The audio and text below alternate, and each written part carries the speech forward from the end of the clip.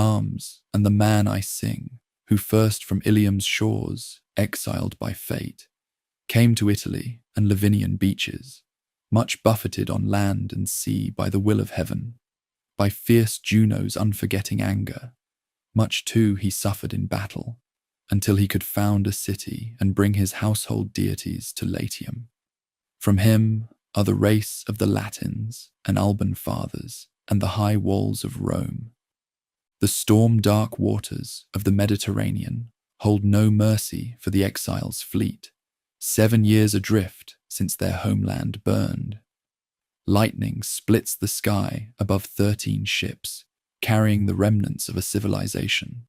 Refugees who carry their sacred relics in trembling hands and their grief in scarred hearts.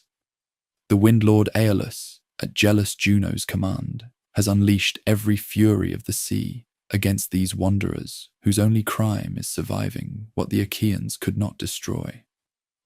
But Neptune, lord of the depths, will not suffer another deity's chaos in his realm.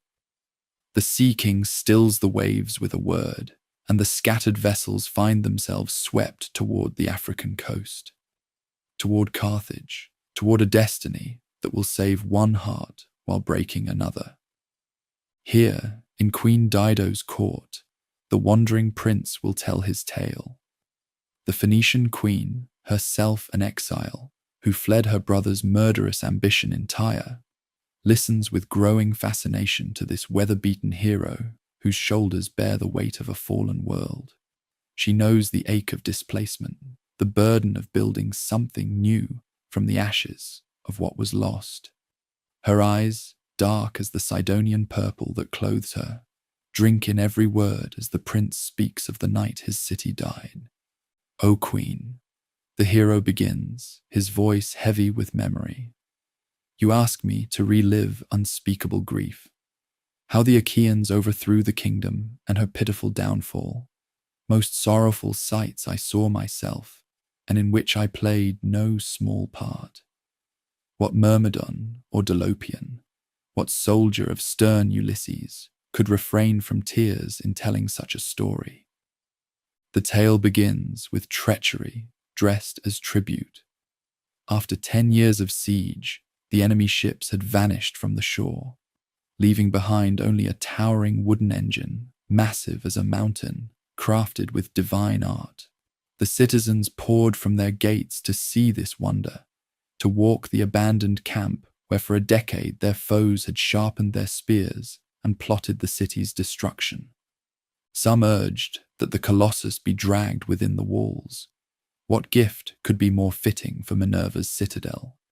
Others, wiser in their suspicions, counselled its destruction. But then came Sinon, the deceiver whose lies would prove more deadly than any bronze-tipped spear. Captured by shepherds, this seeming refugee spun a tale of sacrifice and escape, of how his former comrades had built the monument to appease Minerva's anger at the theft of her sacred palladium, how they had planned to offer his own blood to ensure safe passage home. "Break it down," cried some, but Sinon's clever tongue painted the wooden engine as an offering too sacred to harm, too powerful to destroy.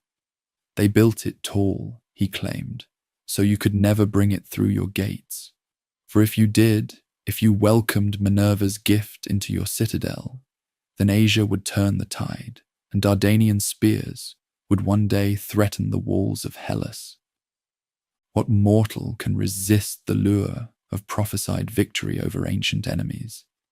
Yet the Olympians sent warnings that might have saved the doomed city if mortal pride had not made its people deaf to divine truth.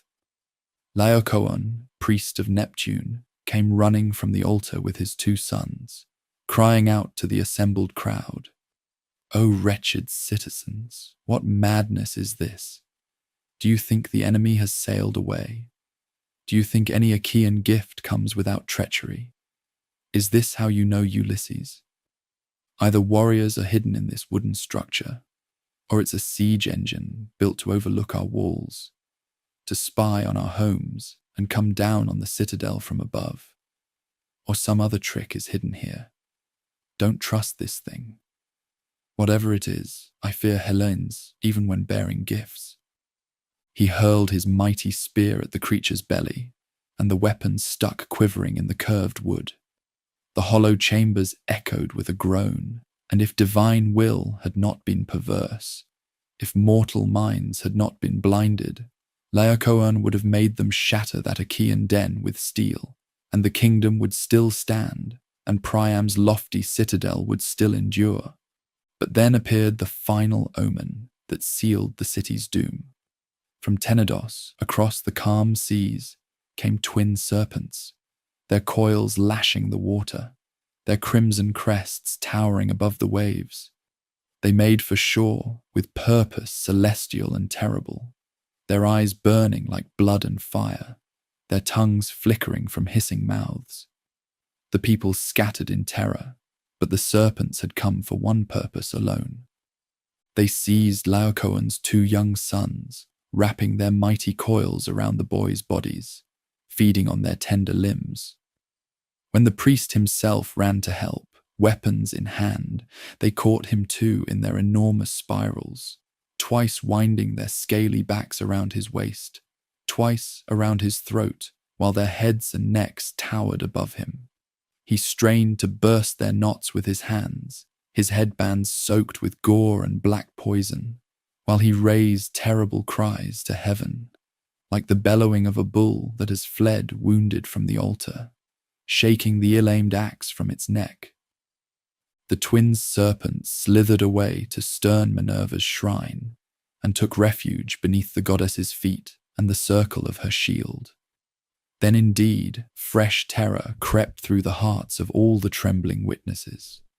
They said Laocoon had deserved his fate, paying for his crime of striking the sacred wood with his spear, of hurling his impious weapon at the monument's back. "Bring the statue to its home," they cried. "Let us pray to the divine presence." Yet one voice still cried warnings in the wind. Cassandra, golden-haired daughter of Priam, opened her lips to prophesy the doom coming with the darkness. But by Apollo's curse, no citizen ever believed her words.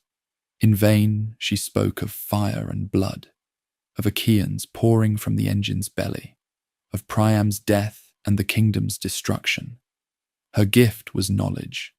Her curse was to watch truth ignored until it became unbearable reality. They cut into the walls and laid open the fortifications. All applied themselves to the work, placing sliding rollers under the monument's feet and stretching hemp ropes around its neck. The deadly machine mounted the walls, pregnant with armed men. Boys and unmarried girls sang sacred songs around it and rejoiced to touch the rope with their hands. It advanced and slid menacingly into the middle of the citadel. "O my native land, O Ilium, home of the divine, O Dardanian walls famous in battle." 4 times it stuck at the threshold of the gate, and 4 times the weapons clanged in its belly. Yet they pressed on, blind with fury, and placed the accursed monster in their sacred heart. As night fell on what would be the city's last day, the people celebrated. Wine flowed like rivers, and the citizens, freed at last from a decade of siege, danced in their streets and sang in their halls. Children played where warriors had died, and lovers whispered promises they would never live to keep. In the engine's belly, hidden warriors waited for the signal that would end the world. It was then that the ghost of Hector appeared to sleeping Aeneas, not the glorious hero who had been the kingdom's shield and spear, but Hector as he died, torn by Achilles' chariot, his body black with gore, his swollen feet pierced through with leather thongs. How changed he was from that champion who returned wearing Achilles' armor, or who hurled fire on the enemy ships. His beard was matted, his hair clotted with blood, bearing all those wounds he received fighting around his native walls. "Alas, flee, son of the goddess," the spirit warned, "and snatch yourself from these flames. The foe holds the walls. the kingdom falls from her high place.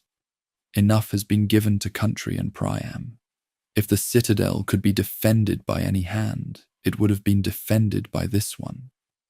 The homeland commends to you her sacred things and household deities. Take them as companions of your destiny. Seek mighty walls for them, which you will establish at last when you have wandered over the sea. The phantom spoke and brought from the inmost shrine mighty Vesta and her headbands and the eternal fire, the Penates, the household powers that must be carried to the new kingdom across the western waters. But the hero woke to flames, not dreams. Through the citadel ran the sound of arms and the cry of men dying. From the rooftop he could see all Ilium in the enemy's grip, houses falling in vast ruin like ancient ash trees that competing farmers cut with steel, hacked repeatedly. They threaten to fall, their heads shake and tremble until at last, overcome by their wounds, they give a final groan and break, dragging destruction down the mountainside. The Achaeans had poured from their wooden womb like a black river of death. Sinon the deceiver had opened the engine's hidden door, and warriors had slipped down ropes into the sleeping citadel. Ulysses and Menelaus, Epeius the constructor, and countless others whose bronze gleamed with bloodlust in the firelight. They opened the gates to let in their comrades who had returned under cover of darkness, and now the kingdom burned while its people died. Through the smoke and screaming, the prince fought his way toward the palace, gathering what men he could: Ripheus, most just of the defenders; Coroebus, mad with love for the prophet Cassandra; Dymas and Hypanis, and others whose names would die with their homeland. They stripped armor from enemy corpses and fought disguised as foes. But what could so few do against so many? At the palace, they found King Priam arming himself with weapons his old hands could barely lift, while Queen Hecuba and her daughters huddled like doves, driven by a dark storm around the household altar. "My poor husband," the queen cried, "what mad thought drives you to strap on these weapons? Where are you rushing? This is not the kind of help the time demands, not even if my own Hector were here now. Come here, please. This altar will protect us all, or we'll die together." But Priam's end was written in blood and betrayal. Pyrrhus, Achilles' brutal son, burst through the palace doors, his armor streaming with gore, his face terrible with inherited rage.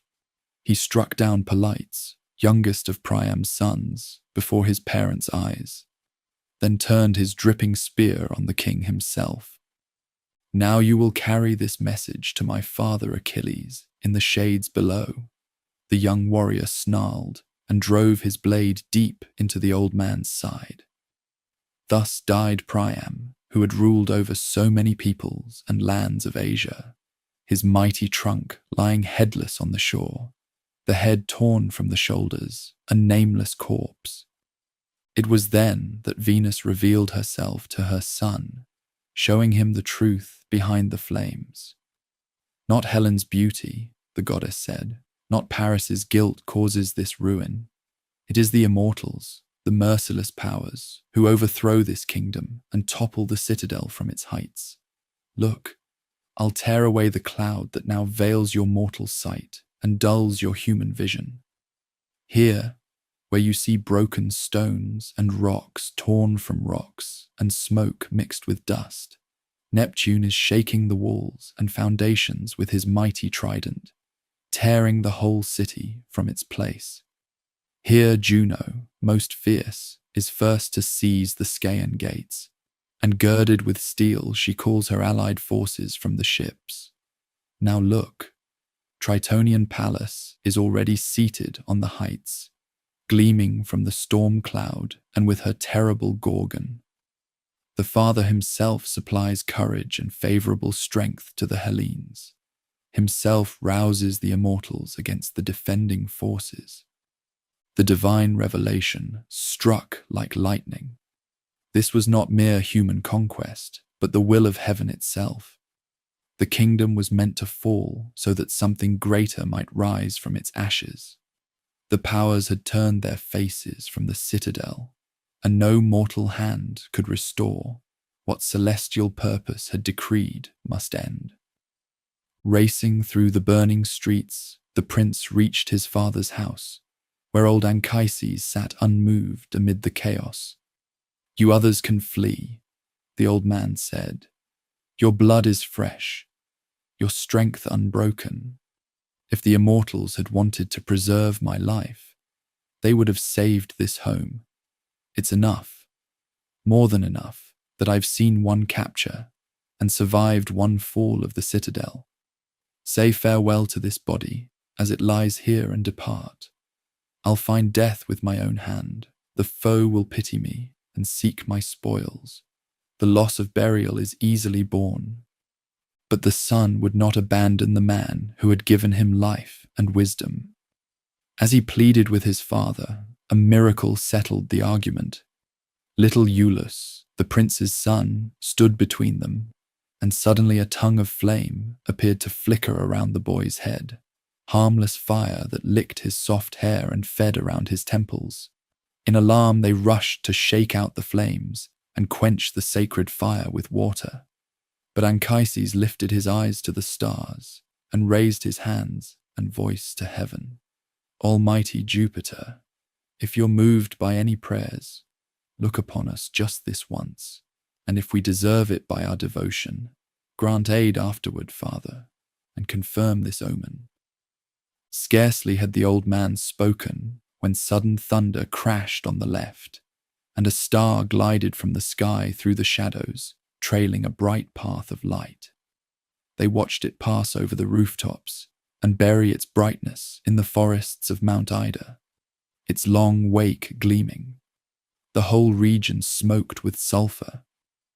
Then indeed the father, defeated, raised himself up and addressed the powers and revered the sacred star.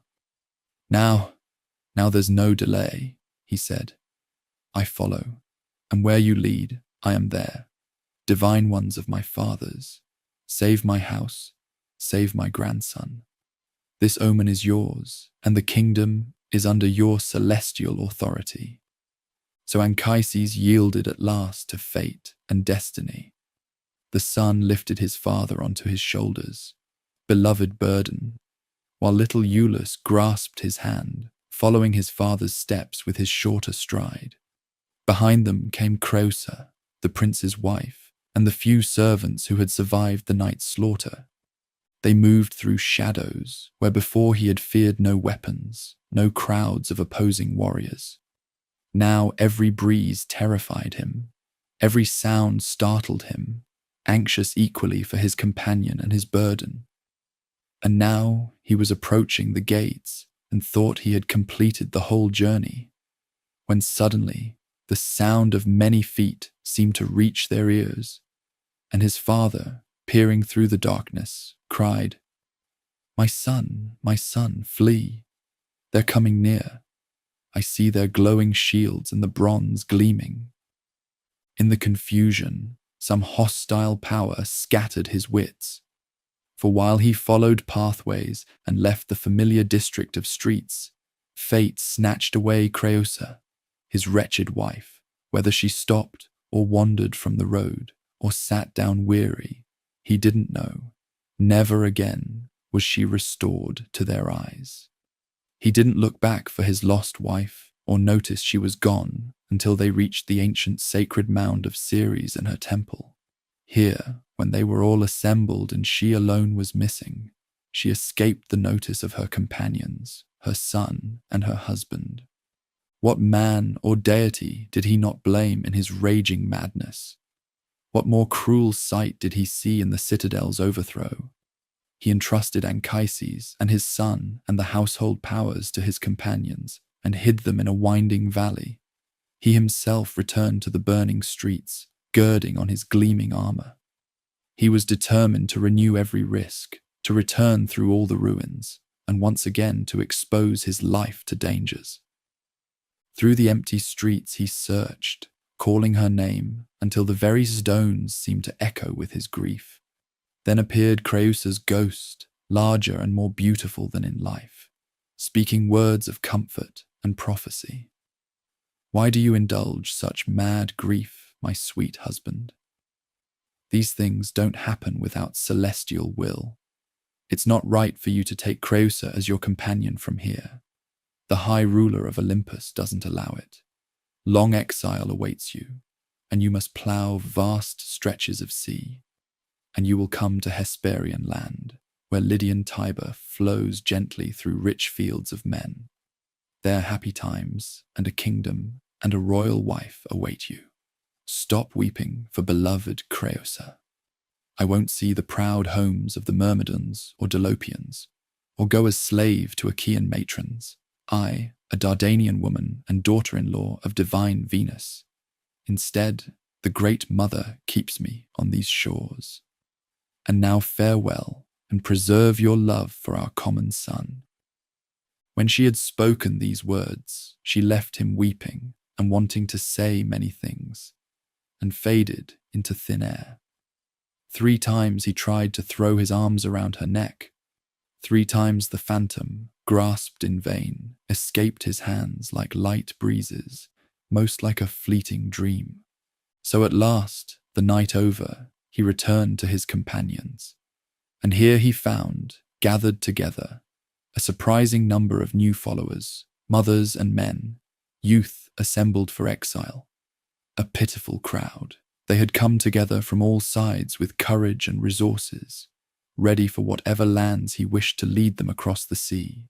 And now the morning star was rising over the ridges of high Mount Ida, bringing the day, and the enemy held the thresholds of the gates in siege, nor was any hope of help given.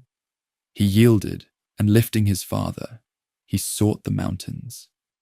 Thus Ilium died, and thus were born the wanderers who would carry the kingdom's deities and destiny across the wine-dark waters to a new world. The flames that consumed one realm would kindle another, greater and more enduring, on distant Italian shores. But first would come 7 years of wandering, of storms and monsters, of love found and lost, before the sword could be exchanged for the plough, and the new citadel could rise from the ashes of the old. The wine-dark Mediterranean stretched endless before the refugee armada, 20 keels bearing the survivors of a civilization that existed now only in memory and hope.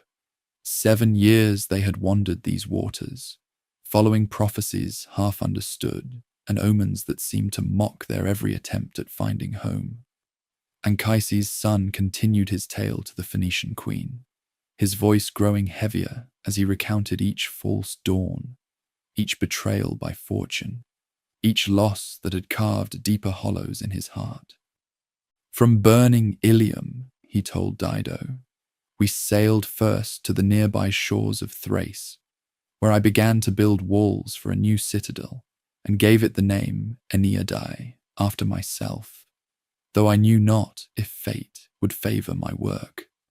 I was offering sacrifice to my divine mother and to the powers that bless beginnings, and was slaying a white bull to the supreme king of heaven upon the shore.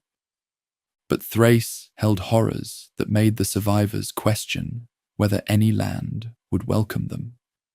When the exile began cutting branches for the altar, dark blood seeped from the broken wood and stained the earth with gore.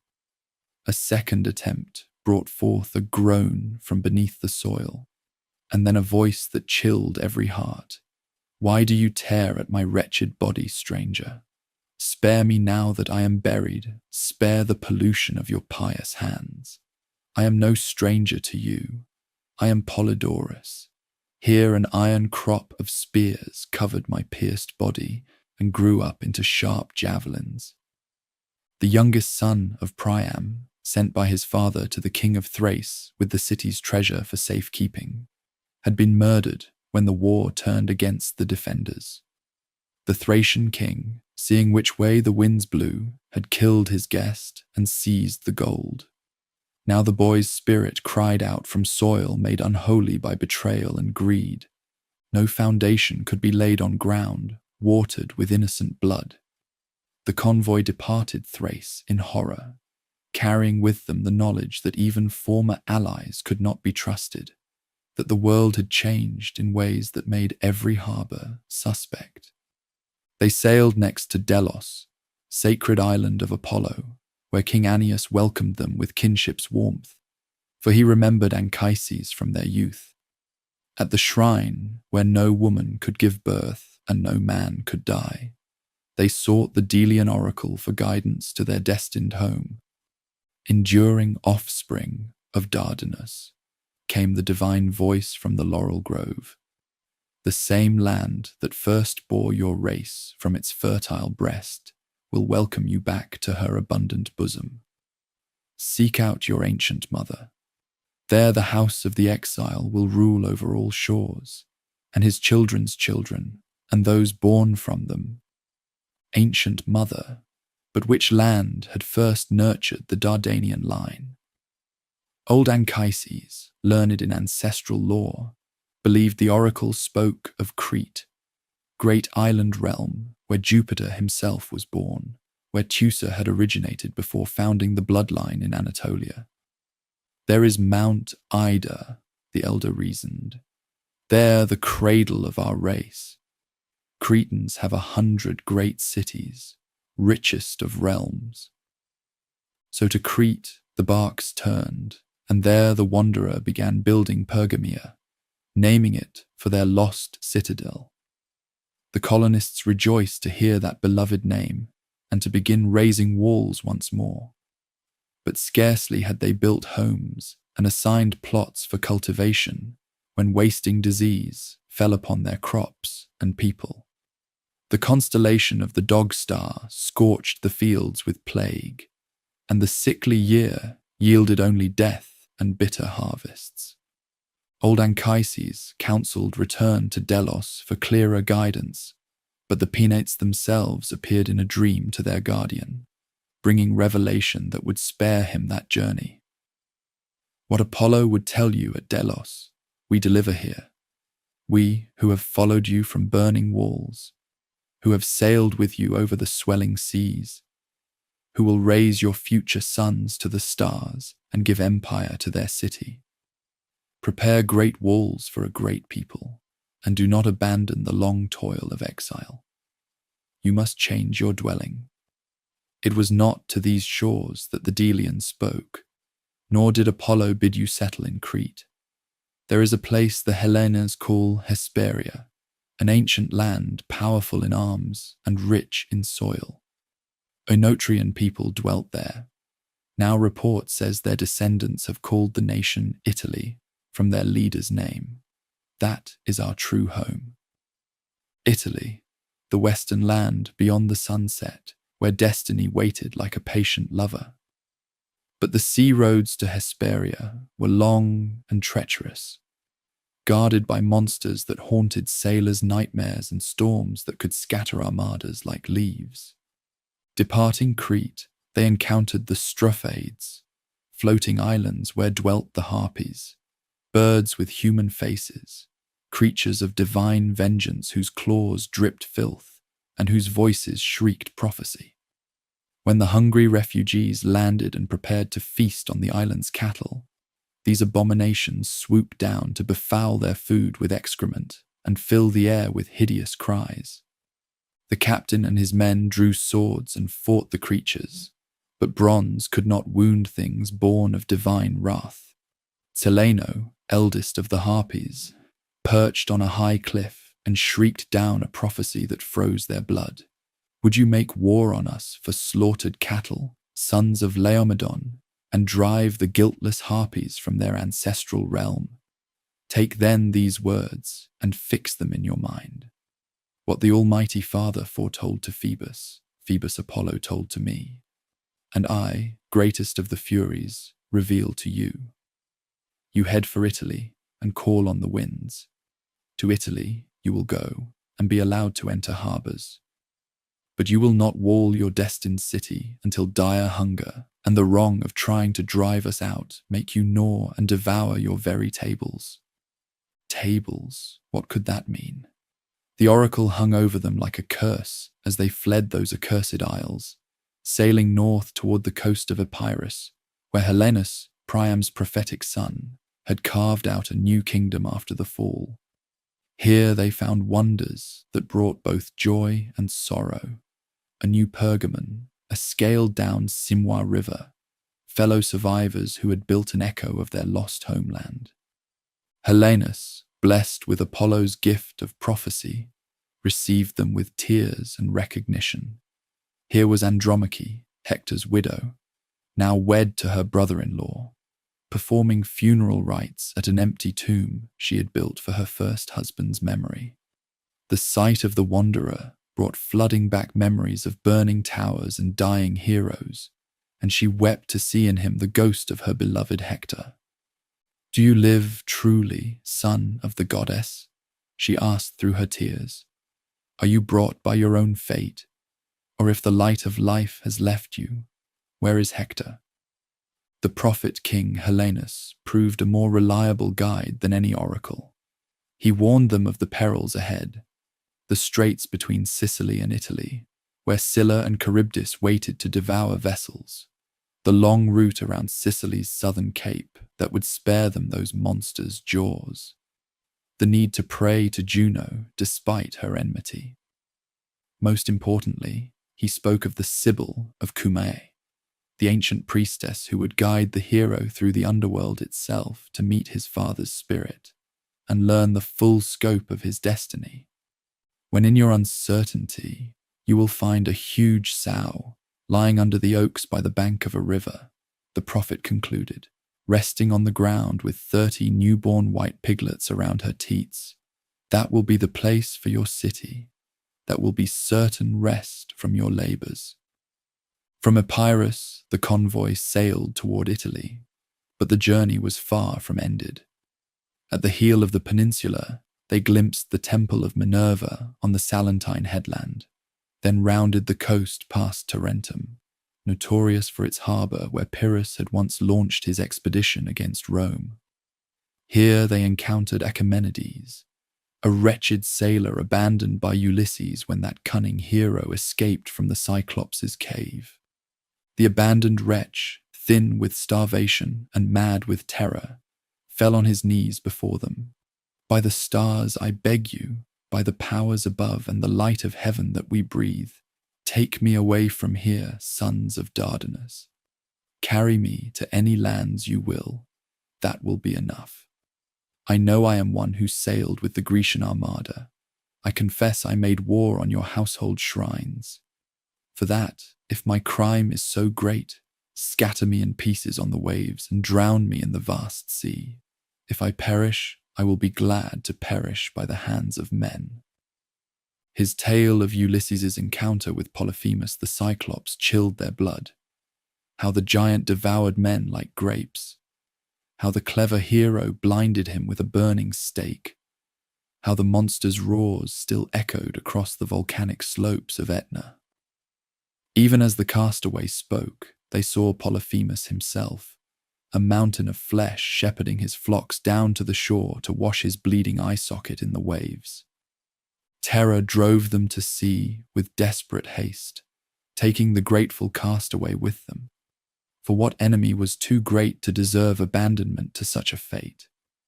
They rounded Sicily's dangerous coast, staying far from Charybdis' whirlpool and Scylla's clashing rocks, until at last they reached Drepanum on the island's western shore. Here, in sight of the promised land of Italy, the cruelest blow of all fell upon the wanderers.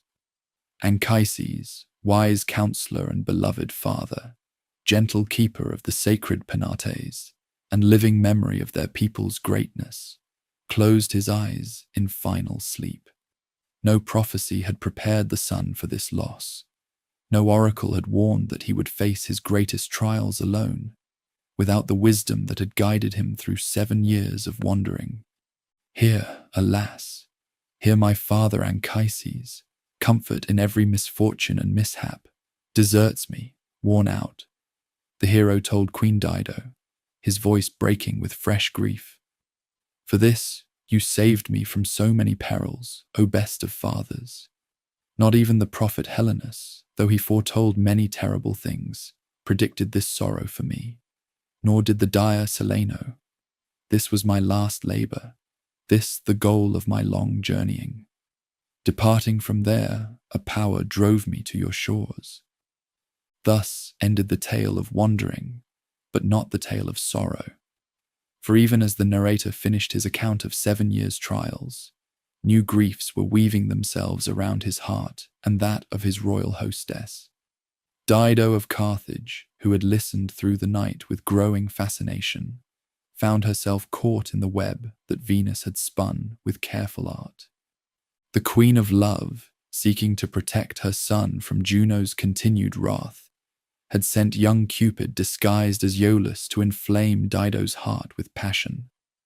Drop by drop through the long evening, love had been distilled into the Phoenician queen's blood like sweet poison, making her forget her vow of eternal faithfulness to her murdered husband Sychaeus. All that night, Dido lay sleepless, her heart racing with new fire. When rosy dawn lifted up the light and scattered the dewy shadows, she turned to her sister Anna, with words that revealed her inner turmoil. Anna, my sister, what dreams terrify me in my uncertainty? What new guest has entered our house? How noble his bearing, how brave in heart and arms. I believe, and I do not think vainly, that he is descended from the line of powers. Anna, seeing her sister's pallor and the light in her eyes, encouraged what she saw as hope for their kingdom's future. Will you waste away in your lonely grief and never know love's sweet gifts or children? Do you think the buried ashes care, the ghost in the grave? Though no one before could move your sorrow, not in Libya nor earlier in Tyre, though Iarbas was despised and other chiefs whom Africa, rich in triumphs, breeds, will you resist even a love that pleases? Don't you remember in whose lands you settled? Here Gaetulian cities hem you in, a people unconquerable in war, and unbridled Numidians, and the hostile Syrtis surround you. Here desert, waterless land, and raiders ranging from Barca. Why mention the wars rising from Tyre and your brother's threats? I think it was by divine will, and with Juno's aid, that the vessels held their course here from Ilium. The sisters' words were kindling to flame. They gave hope to the doubting mind and loosed shame from its restraints. First, they visited the shrines and sought peace altar by altar. They sacrificed chosen sheep, as custom demanded, to Ceres, the lawgiver, to Phoebus and Father Laiaeus, and above all, to Juno, guardian of the marriage bond. Most beautiful Dido, holding the Patra herself, poured offerings between the horns of a white heifer, or in the presence of the powers walked solemnly to rich altars, renewing the day with gifts, and when the sacrificial victims' breasts were opened, she studied the still-breathing organs for signs. But the queen's passion grew stronger with feeding. The wound lived beneath her breast, and she was consumed by hidden fire. Much she wandered through the city, raging like a wounded deer, that some shepherd, hunting in the Cretan woods, has struck unaware with his arrow from a distance, leaving the steel in her, unknowing. She leads the fleet stag over mount and grove, the deadly reed sticking in her side. Now she conducts the stranger through the middle of the walls and shows him the Sidonian wealth and the city ready to hand. She begins to speak and stops in the middle of a word. Now, as the day is waning, she seeks the same banquets and madly asks to hear again the sufferings of the fallen kingdom, and again hangs on the speaker's words. Afterward, when they had parted, and the dim moon in turn hid her light, and the setting stars urged sleep, alone in the empty hall she mourned, lay on the couch he had left, and absent, saw and heard the absent one. Or she held Iolaus on her lap, captivated by his likeness to his father, trying to deceive her unspeakable love. The towers begun no longer rise. The young men no longer practice arms or toil at harbours and battlements for safety in war. The works hang interrupted, the huge menacing walls and the crane reaching toward the sky. Venus, seeing her son settled in Carthage's luxury, and Dido's growing passion, spoke to her husband Vulcan of her fears. While my son wanders through Tyrian realms and hangs on Dido's lips, I fear what the outcome of Juno's hospitality may be. She will not rest idle at such a crucial moment. Therefore I plan to forestall her with guile and surround the queen with flame, so that no divine will can change her. But she may be held fast to me by great love for the wanderer. Yet it was not Venus, but Jupiter himself who would shatter this idyll. Mercury, the wing-footed messenger, descended with commands that would tear apart two hearts already grown into one. Are you now laying the foundations of lofty Carthage and wife-indulgent, building a beautiful city? Alas, forgetful of your fate and your own realm, the ruler of the powers himself, who turns heaven and earth with his will, sends me down from bright Olympus. He himself commanded me to carry these orders through the swift air. What do you plan? With what hope do you waste time in Libyan lands? If no glory of such great deeds stirs you, and you do not undertake the labor for your own praise, look to growing Aeneas and the hopes of Iulus your heir, to whom are owed the Italian realm and the Roman soil. The divine command struck like lightning. The exile, startled from dreams of love and peace, saw his duty clear before him. Bitter duty that would cost him the first happiness he had known since his city burned. He must leave Carthage, must abandon Dido, must take his people to Italy, even if it meant breaking the heart that had welcomed him as both lover and king. But how to tell a woman who had given him everything that destiny demanded he give her nothing in return? Coward that he was, he prepared his keels in secret, hoping to slip away before confrontation could make the parting unbearable. Yet no preparations could be hidden from a lover's eyes. Dido's rage, when she discovered his intentions, burned hotter than any pyre. Did you hope, traitor, to mask such a crime and slip silently from my land? Does not our love hold you, not the pledge once given by your right hand? Not even Dido about to die a cruel death? Do you even work on your armada under the winter star and hurry to traverse the deep in the midst of northern winds, cruel one? What if you were not seeking foreign fields and unknown homes, and ancient Pergamon still stood? Would Pergamon be sought in keels through choppy seas? The hero, bound by divine command, yet tortured by earthly love, could offer only the cold comfort of duty. I do not deny, O Queen, that you deserve endless gratitude, nor will I regret remembering Dido as long as I remember myself, and breath controls these limbs. I will speak briefly of the facts. I did not hope to hide my departure with stealth. Do not imagine that, nor did I ever hold out the marriage torch or enter this compact. If fate allowed me to guide my life by my own will, and settle my cares according to my choice, I would first care for the city of Pergamon and the sweet remains of my people. Priam's lofty home would remain, and I would have refounded the citadel with my hand for the conquered. But now Grinian Apollo and the Lycian oracles have commanded that I seize great Italy. Italy is my love. That is my fatherland. Words like winter wind, cold and cutting. The queen's response blazed with the fury of a woman who had offered everything and received abandonment in return. No goddess was your mother, nor was Dardanus the founder of your line, traitor. But the Caucasus, harsh with its hard rocks, bore you, and Hyrcanian tigers nursed you. Why should I hide my feelings? For what greater wrongs should I save myself? Did he sigh at my weeping? Did he turn his eyes? Did he yield, overcome, and shed tears, or pity his lover? What should I say first? Now neither great Juno nor the Saturnian father looks on these things with just eyes. Nowhere is trust safe. She called down curses that would echo through the centuries.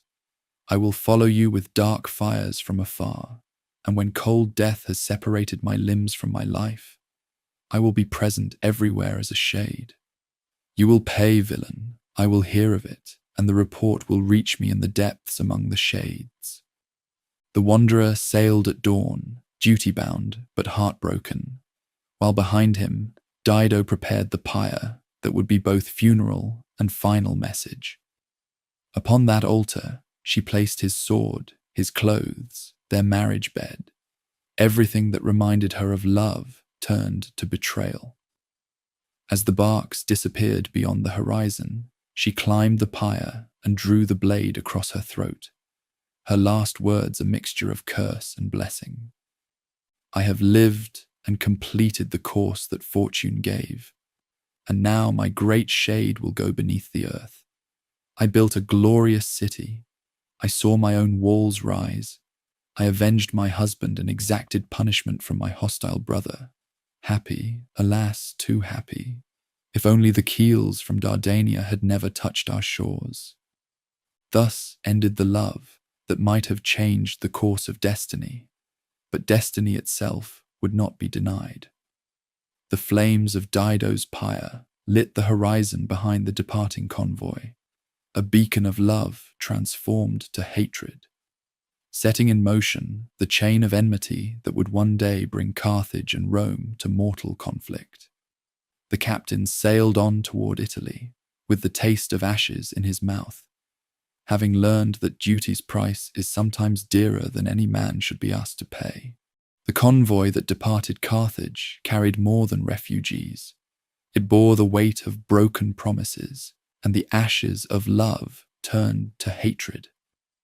Behind them, Dido's pyre painted the dawn sky crimson, its smoke a final farewell that followed the wanderer's wake across the wine-dark waters. Yet even as one chapter of sorrow closed, another opened, for the sea itself seemed to mourn the queen's death with storms that drove the survivors towards Sicily's familiar shores. At Drepanum, where Anchises had closed his eyes for the last time, the exile found himself completing a circle of grief. A full year had passed since that bitter loss, and now the anniversary demanded proper honours for the man who had been both guide and comfort through 7 years of wandering. Here, where his father's bones lay buried beneath Sicilian soil, the sun would hold funeral games that would transform private mourning into public celebration. King Acestes, himself of blood, both Sicilian and Dardanian, welcomed the survivors with kinship's warmth. The old monarch, whose mother had been born beneath Ilium's walls, understood the sacred obligation to honour the dead, with contests that would please their shades and bind the living in fellowship of shared memory. 9 days of sacrifice preceded the games themselves.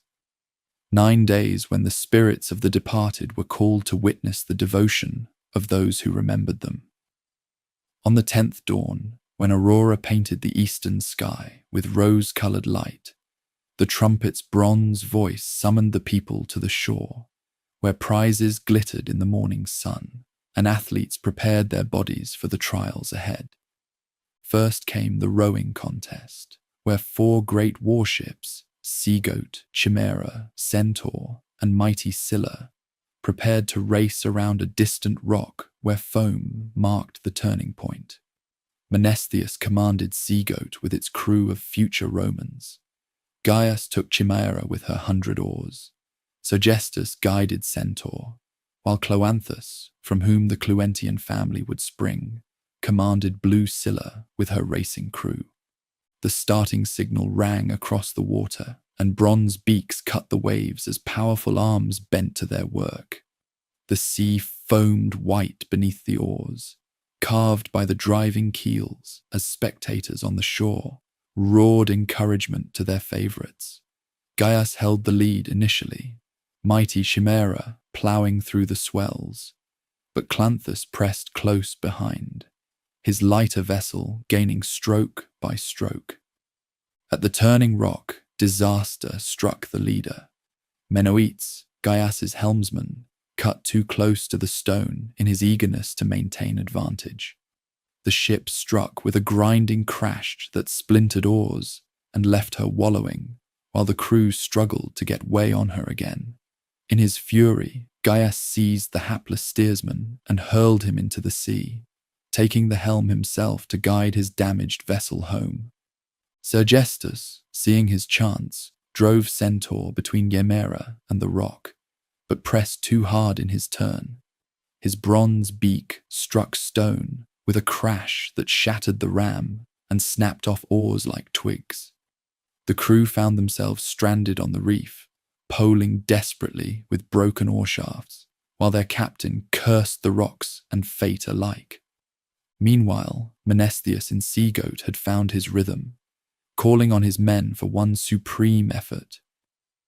Now, my comrades, companions of Hector's exile, whom I chose at the last fall of Pergamon, now show that strength and spirit you displayed in the Gaetulian Syrtis, in Ionian seas, and on Malaya's pursuing waves. He drove his vessel past the struggling leaders, with a burst of speed that sent spray flying from her bronze-sheathed prow.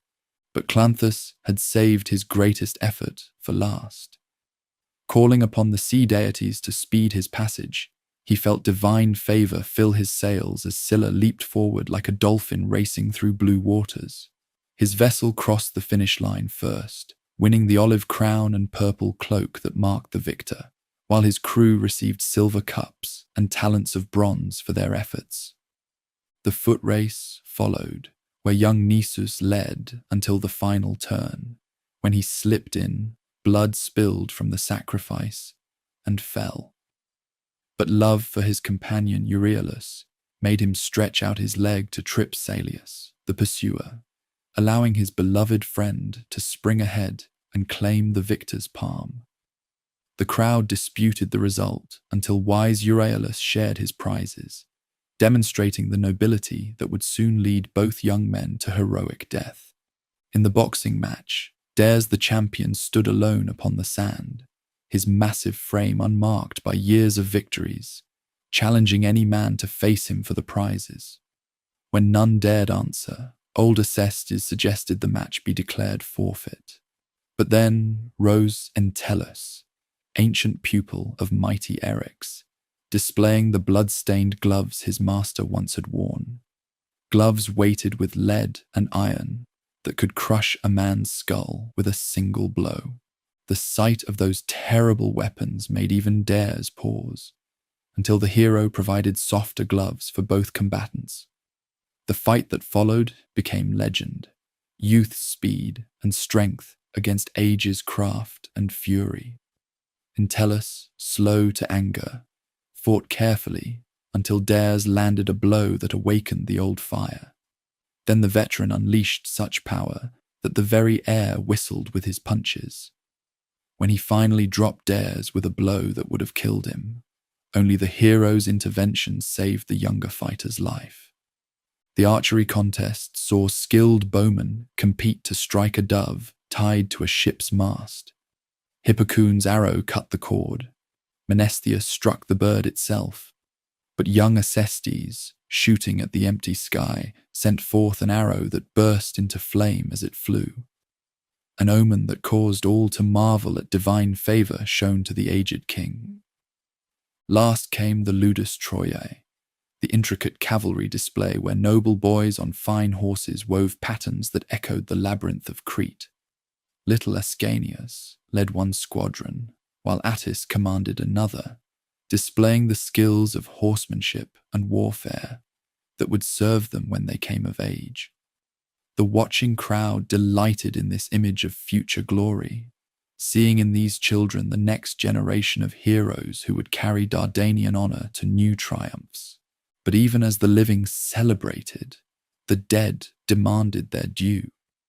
While the men competed on shore, their women wandered disconsolate among the beached vessels, their hearts heavy with years of exile and uncertainty.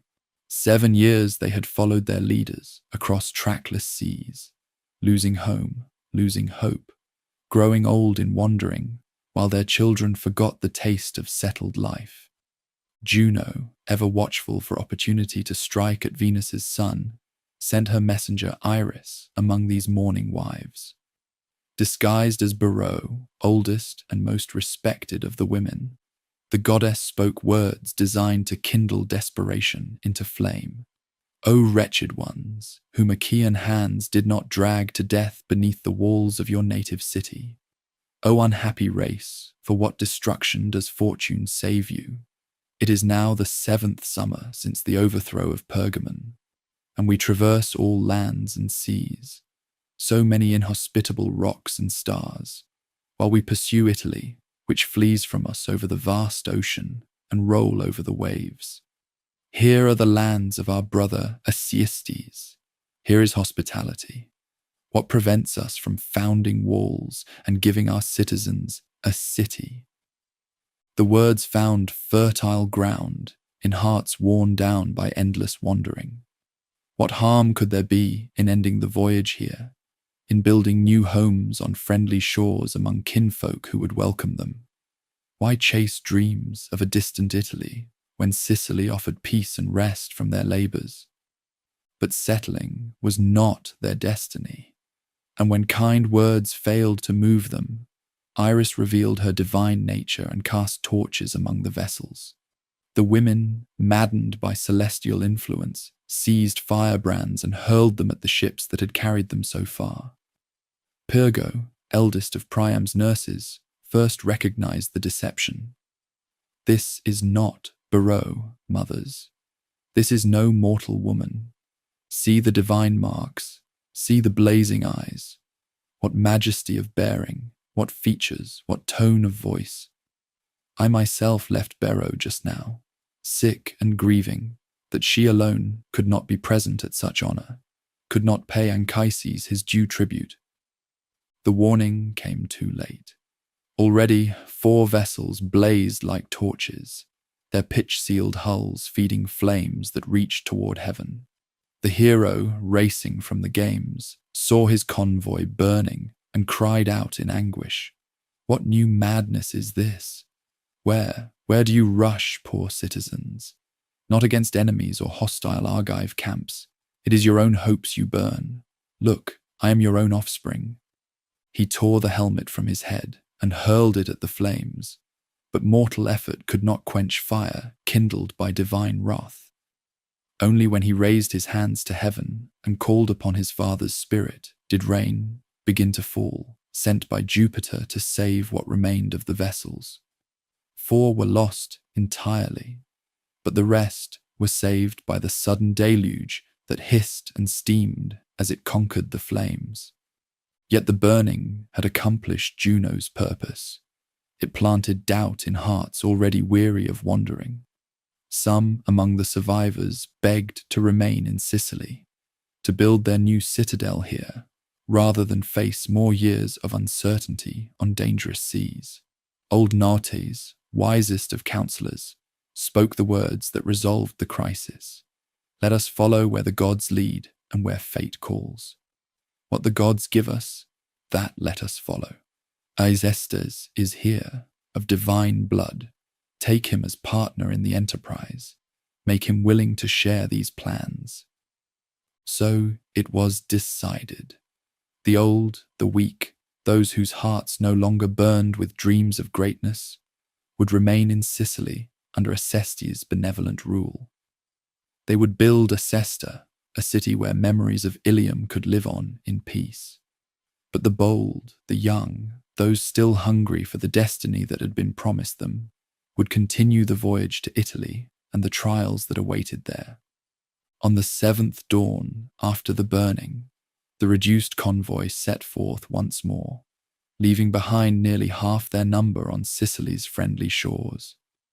As they sailed north toward Italy, Old Palinurus the helmsman kept faithful watch from Scylla's stern, reading the stars and the sea's moods as he had for 7 years of wandering. But even faithful service could not protect him from divine will. Sleep, sent by Neptune to claim the sacrifice needed for safe passage, came to him disguised as Phoebus, speaking words of false comfort. Son of Iasus, Palinurus, the very seas carry the vessels. The breezes blow steadily. This is an hour given for rest. Lay down your head and steel your weary eyes from toil. I myself will take over your duties for a while.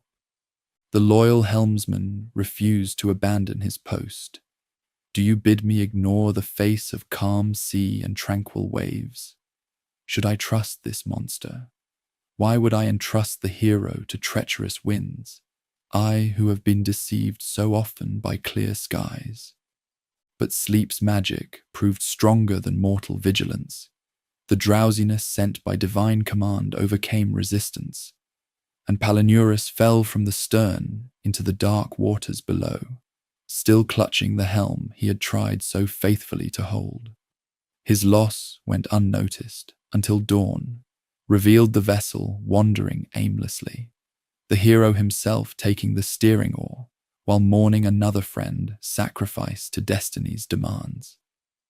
As the Italian coast rose from the morning mist, the survivors found themselves approaching Cumae, where ancient mysteries waited in caves sacred to Apollo and his prophetic Sibyl. Here, according to Helenus's instructions, lay the gateway to the underworld, the path by which the living could descend among the shades to learn the secrets of fate. The temple that crowned Cumae's heights told its own story in golden relief, how Daedalus, fleeing Crete after the Minotaur's death, had dedicated his waxen wings to Apollo and carved the tale of his sorrows in the sacred doors. Twice the master craftsman tried to sculpt his son Icarus falling from the sky, and twice his hands failed him, a father's love making art impossible when it touched too closely on grief. In the cave beneath the temple dwelt the Sibyl, Apollo's ancient priestess, whose prophecies had guided kings and heroes for centuries beyond counting. When the wanderer approached her shrine, she felt the god's presence filling her mortal frame, her voice growing stronger as divine power possessed her human form. Now is the time to ask your fates, she cried as Apollo's spirit transformed her. The god, look, the god. Her face changed color, her hair stood on end, her chest heaved, her heart swelled with wild fury, and she seemed greater than mortal, her voice no longer human as the god breathed into her. The hero, awed by the transformation, made his request. O Virgin, who alone can pity Troy's great sorrows, you who guide Dardanian remnants through every land and sea, and bid them enter Ausonian fields and wandering cities come to rest, grant that at last our labours find their end. You holy powers, and you, most sacred prophetess, foreknower of the future, grant, I ask no realm not owed me by my fate, that the wanderers may settle in Latium, and the roaming gods and storm-tossed Trojan powers may find rest.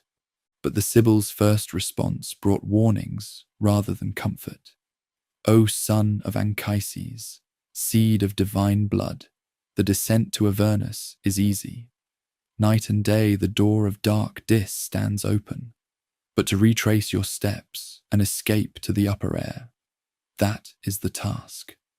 That is the toil. Few whom just Jupiter loved, or burning virtue raised to heaven, sons of the gods, have achieved it.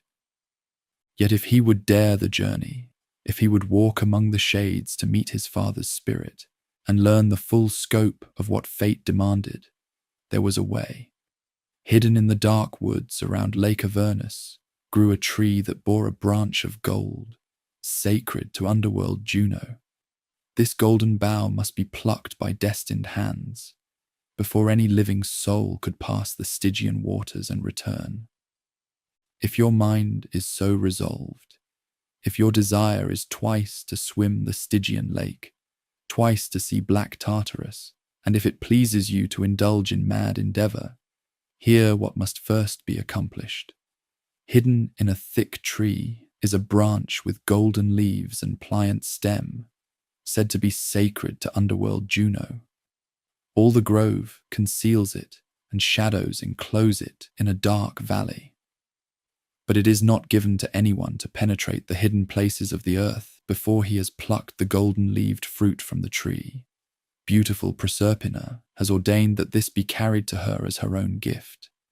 But first, another duty called. Even as the Sibyl spoke, word came that Maecenas, the herald whose trumpet had summoned them to the funeral games, lay dead upon the shore. The noble musician, who had served both Hector and his current master with equal faithfulness, had challenged the sea gods to match his skill in music. Triton, jealous of mortal presumption, had seized him among the rocks and drowned him in the foaming waters.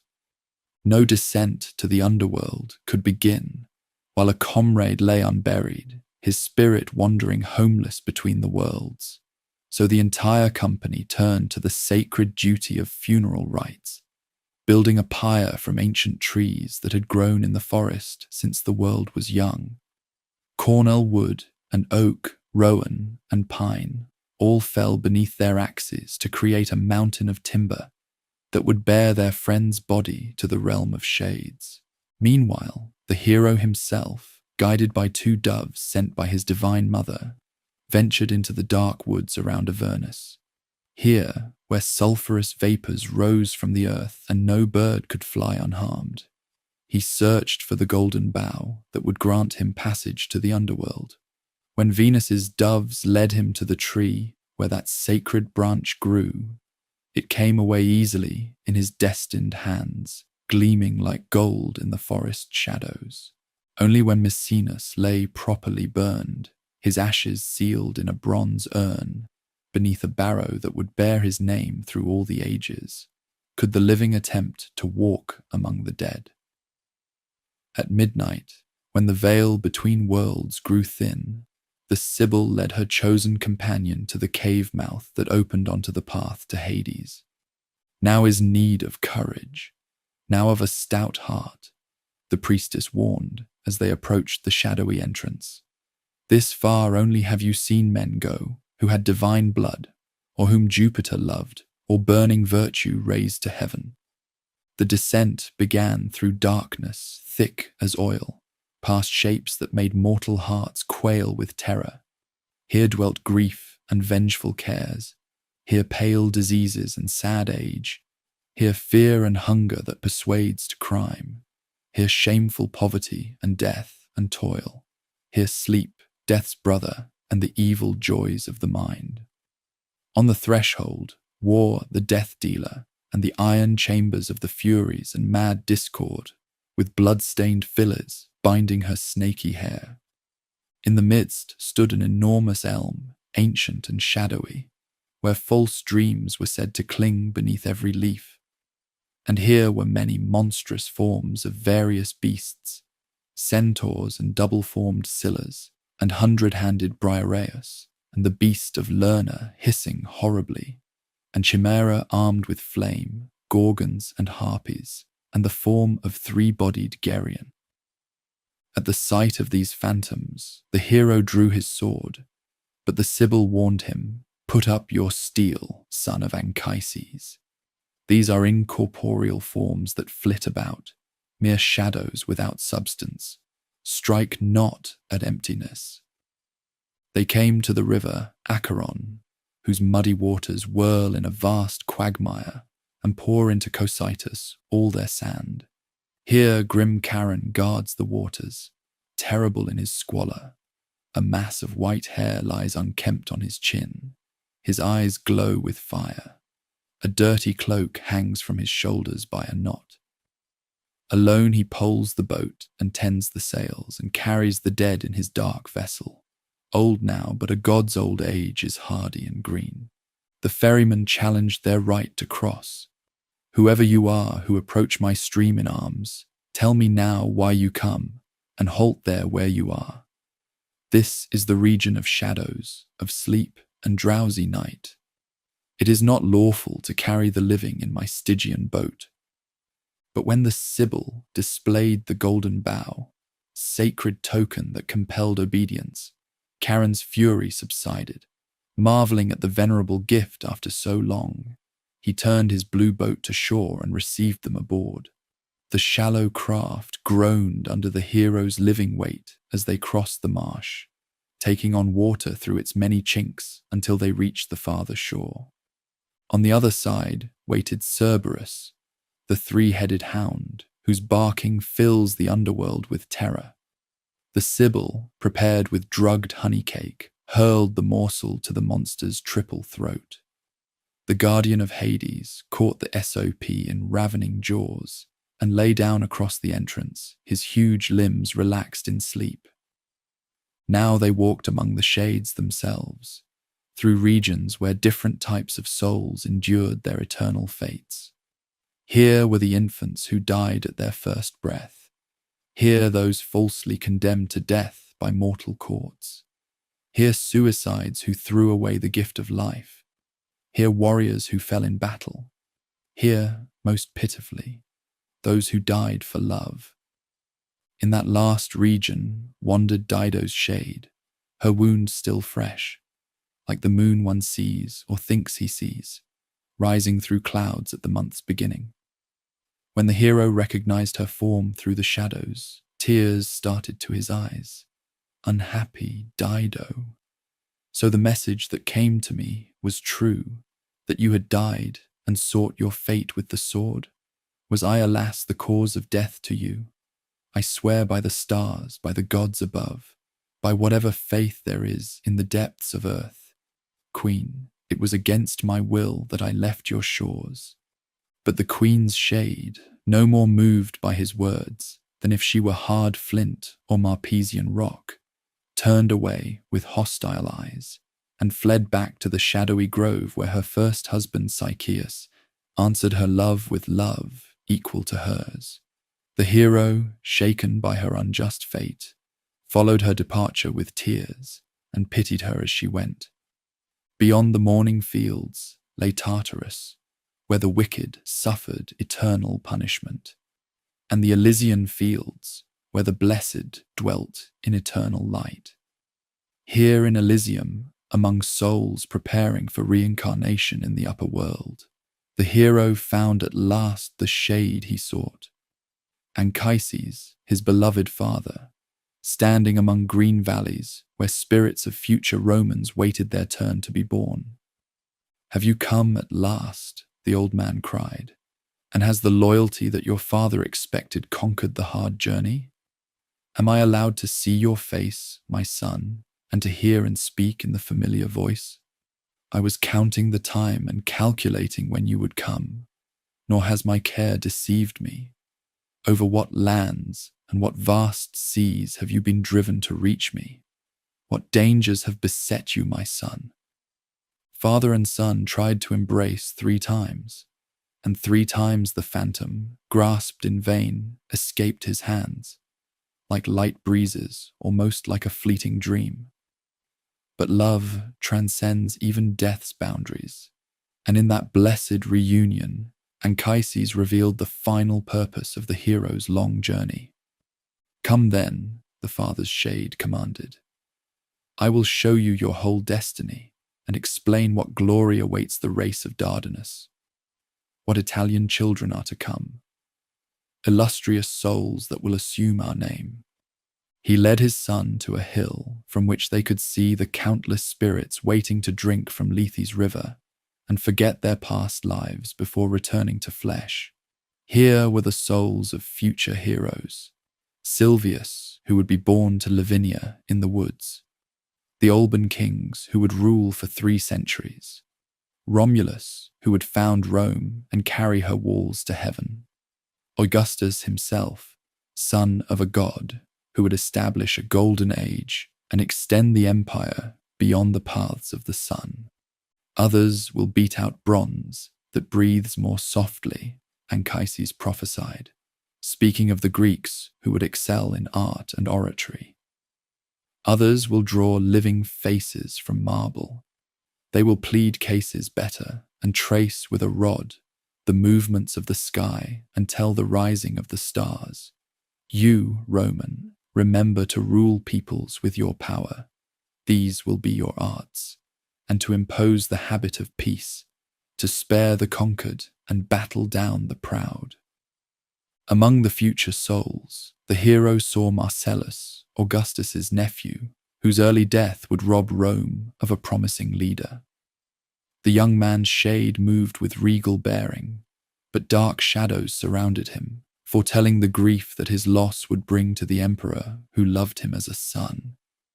Alas, poor boy, Anchises mourned, if only you could break harsh fate. You will be Marcellus. Give me lilies with full hands. Let me scatter bright flowers and heap these gifts at least upon my descendant's soul, and perform an unavailing service. The vision of Rome's future glory and sorrow complete, father and son walk together to the gate of ivory, through which false dreams ascend to the upper world. Here, Anchises sent his son back to the land of the living, enriched with knowledge of his destiny and the destiny of the race that would spring from his loins. The hero emerged from the underworld as dawn was breaking over Cumai's ancient cliffs, rejoining his faithful companions who had waited through the night of his descent among the shades.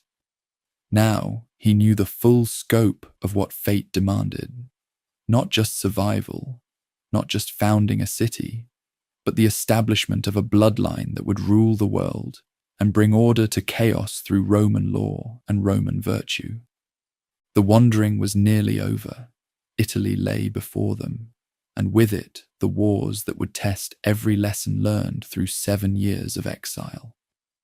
But the hero now faced those coming trials with the knowledge that they served a purpose greater than personal survival, that through his sufferings and victories would be born an empire that would endure for 1,000 years and more. The morning sun painted the Tiber's waters gold as the exiles' convoy, guided by divine providence, found the river mouth that would end 7 years of wandering. No longer did they need to read the stars or trust to uncertain winds. The broad stream that would give its name to empire beckoned them inland toward their promised homeland. As the vessels turned from salt water to fresh, from the uncertainty of the sea to the solid hope of land, a white sow appeared on the riverbank, with 30 snow-white piglets at her teats, fulfilling Helenus' prophecy and marking the spot where destiny would plant new roots. Here was Latium, the broad realm that stretched from the Tiber's mouth to the Alban hills, rich in olive groves and vineyards, blessed with fertile soil that could feed a great people. For 3 generations, King Latinus had ruled these peaceful lands, descended from the old god Faunus and the nymph Marica, tracing his lineage back to Saturn himself, when that deity ruled the golden age of innocence and plenty. The king was old now, his warrior days long past, governing through wisdom rather than the sword. His greatest sorrow was that he had no son to inherit his throne, for his only child was Lavinia, a maiden of such beauty that suitors came from every corner of Italy to seek her hand. Among them, Turnus of the Rutulians pressed his claim most ardently. Young, handsome, terrible in battle, supported by Queen Amata, who favoured his suit above all others. But omens had troubled the royal household, signs that spoke of change coming from across the waters. In the sacred laurel tree that grew beside the palace, bees from distant lands had swarmed, hanging in clusters from the ancient branches, while the court soothsayers declared this meant foreign settlers would arrive and rule where the tree grew. More disturbing still, Lavinia's hair had caught fire as she stood beside her father at sacrifice, blazing with harmless flame that spoke of glory bought with war and suffering. When these portents drove Latinus to consult the oracle of Faunus, his divine ancestor, the voice from the holy grove spoke words that chilled the royal heart. Do not seek to join your daughter in Latin marriage, my son. Do not trust the wedding chamber that is ready. Strangers will come to be your sons-in-law, whose blood will raise our name to the stars, and their descendants will see the whole world turn beneath their feet, where the sun looks upon either ocean. The oracle's meaning became clear when envoys from the newcomers approached the throne, led by wise Aeneas, whose silver beard and noble bearing spoke of ancient dignity, surviving exile's hardships. They bore no weapons but olive branches, tokens of peace, and their words sought not conquest but alliance. O king, Aeneas began, son of Faunus, no black storm drove us to your lands, no star or coastline deceived us in our course. By design and willing heart, we have sought this city, exiled from a realm once the greatest that the sun looked upon as he travelled from heaven's farthest bounds. Our race springs from Jupiter, Dardanian youth's glory in Jupiter as ancestor. Our king himself is of Jove's highest line, Trojan wanderer who sends us to your doors. The embassy told their tale, how divine command had brought them across the waters, how they sought not to conquer but to settle, offering their skills and loyalty in exchange for a small portion of land where they might build homes and worship their household deities. They had learned the arts of peace as well as war. They could make the wilderness bloom and transform raw earth into rich farmland. King Latinus, remembering the oracle's words, recognized destiny's hand in their arrival. These were the foreign sons-in-law that Faunus had foretold, the strangers whose bloodline would lift his name to the stars. With genuine warmth, he welcomed the envoys and sent them back to their leader with gifts worthy of kings, horses from his royal stables, chariots worked with gold and silver, armor crafted by divine smiths, and a golden crown that had adorned his own father's brow. Tell your leader, he instructed the embassy, that Latinus does not regret the alliance, and let him not fear to come himself to meet me face to face. It will be the completion of my destiny to join my right hand with his, and to fulfill the gods' prophecies. But while mortals planned for peace, immortal hatred stirred to destroy it. Juno, returning from her failed attempt to drown the wanderers in storm, saw her ancient enemies making landfall in Italy and felt her rage kindle anew. If she could not prevent their arrival, she would ensure it brought not peace, but war, not easy settlement, but a conflict that would cost blood and tears beyond counting. If I cannot bend the powers above, the goddess swore, I will stir up those below.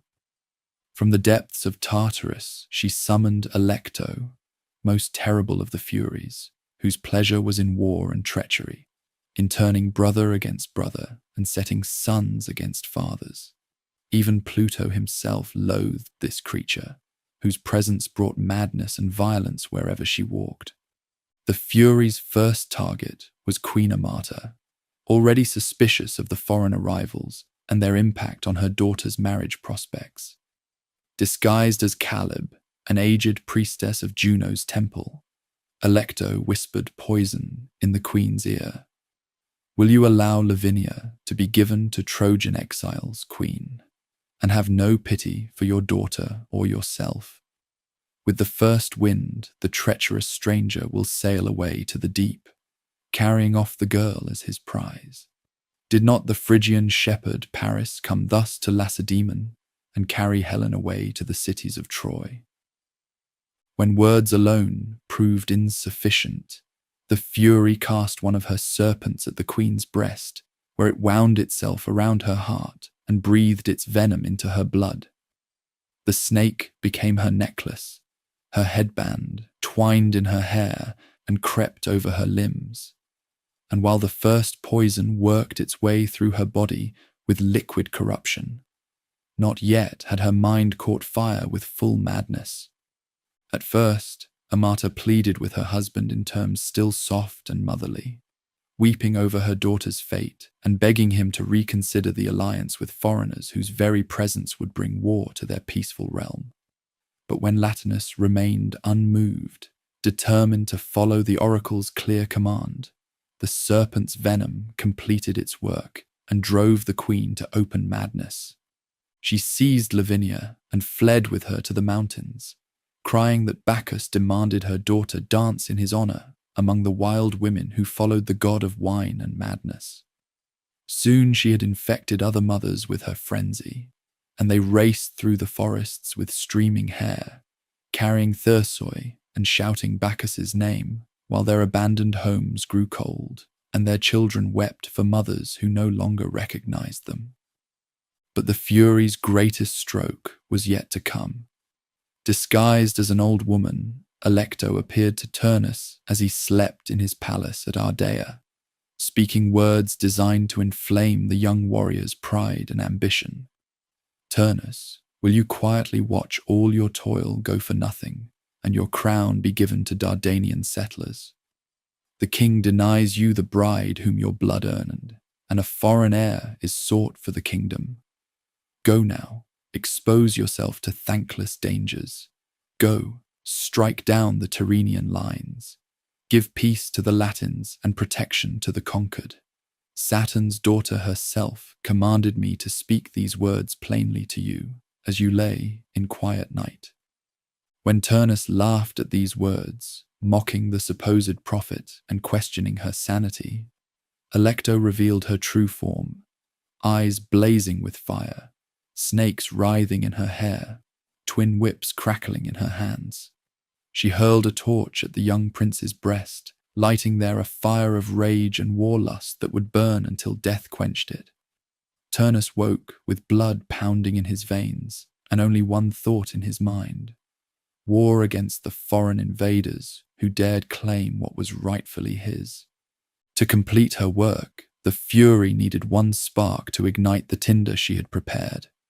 She found it in young Ascanius, hunting in the royal forests with his Trojan companions, following the sport that had been his delight since childhood. The hounds picked up the scent of a magnificent stag, a beast so tame it came to its master's call, and so beautiful that Sylvia, daughter of the royal herdsman, had crowned it with garlands and combed its coat until it shone like bronze. Alecto guided the prince's arrow to wound but not kill the noble creature, which fled back to its home, trailing blood and crying piteously for help. Sylvia's screams brought her father and brothers running, then the neighbouring farmers with whatever weapons they could snatch, pruning hooks, fire-hardened stakes, clubs of seasoned wood. The arrival of Trojan hunters, following their quarry, sparked a melee that left blood soaking the forest floor. Almo, eldest of Tyrrhus's sons, fell first to a Trojan arrow, his throat pierced through so that the voice that had sung so sweetly in the woods was stilled forever. Others followed on both sides as the hunting party became a battle, then a running fight that spread through the countryside like wildfire. When news reached King Latinus of the bloodshed in his forests, the peace he had hoped to preserve was already dying. From her work complete, Alecto returned to her mistress with words of triumph. "Look, I have perfected discord in war for you. Now tell them to join in friendship and make treaties. Since I have stained the Ausonians with Trojan blood, I will add this too, if you give me certain permission. I will draw neighbouring cities into war with rumours, and kindle their hearts with mad desire for conflict, so that they come from every side as allies. I will sow the fields with war." But Juno, seeing how quickly peace had turned to violence, dismissed the Fury with words that revealed even her own horror at what had been unleashed. Enough of terror. The causes of conflict are established. They fight hand to hand. Fresh blood stains the weapons that chance first put in their hands. Let such be the union, such the wedding, that the glorious son of Venus and King Latinus himself celebrate. The Father who rules high Olympus would not wish you to wander too freely in the upper air. Withdraw, if any further trouble remains. I myself will manage it. As war fever spread through Latium like plague, men who had lived their lives in peace remembered the weight of weapons in their hands. From every city came the sound of forge fires being rekindled and swords being hammered from plowshares.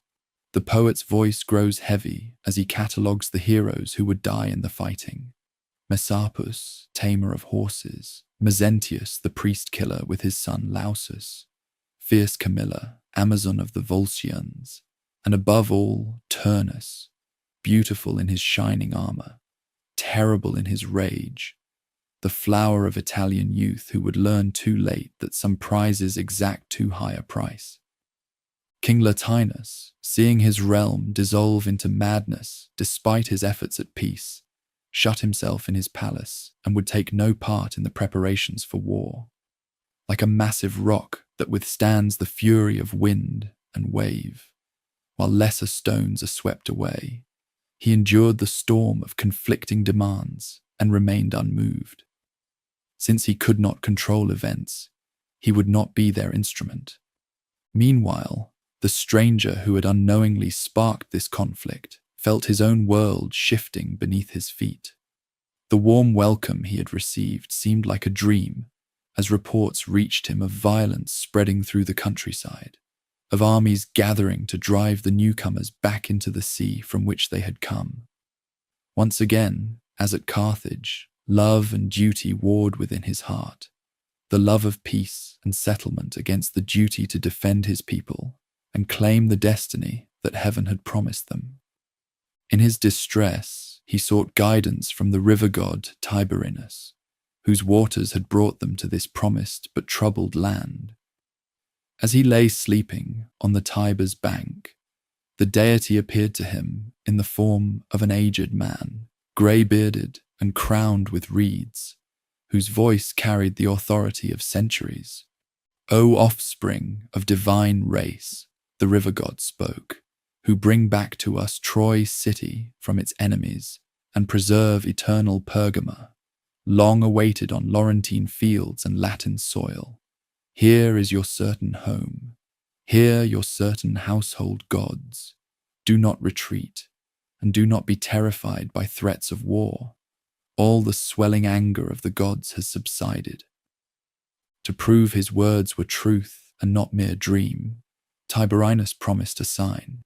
"In order that you may not think these are empty images of sleep, you will find a huge sow lying under the oaks by the bank, with 30 newborn offspring lying around her teats, white lying on the ground, white young around her udders. That place will be your city, that certain rest from your labours." But the god also brought counsel for the trials ahead. Upriver lived Evander, an Arcadian king who had led his people to settle on the hills beside the Tiber. These Greeks, enemies of the Latins in old feuds, would prove natural allies for the newcomers. More than that, they commanded the site where Rome herself would one day rise in glory. "Rise then," Tiberinus commanded, "and as Aurora rises, pray properly to Juno, and overcome her wrath and threats with your prayers and vows. You will pay me honor when you are victorious." Following the river god's counsel, the heroes selected 2 vessels and their bravest crews for the journey upriver to seek alliance with Evander. As they rowed against the current, the forest grew thick on either side, until they reached the place where 7 hills would one day bear the weight of the world's greatest city. Now it was only pastoral countryside, where shepherds grazed their flocks and farmers worked small plots of grain. They found the Arcadians celebrating the festival of Hercules at the Ara Maxima, the great altar where the hero god had received sacrifice after slaying the monster Cacus in these very hills. King Evander himself, though aged and white-haired, led the rituals that honored the deity who had cleansed their land of the fire-breathing giant who had terrorized the region. When the foreigners approached with olive branches and peaceful words, young Pallas, the king's beloved son, stepped forward to challenge them before they could interrupt the sacred rites.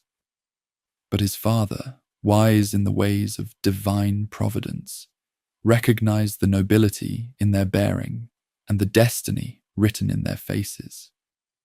Young men, what cause has driven you to explore unknown paths? Evander asked. What do you seek? What is your race? Where your home? Do you bring peace or war?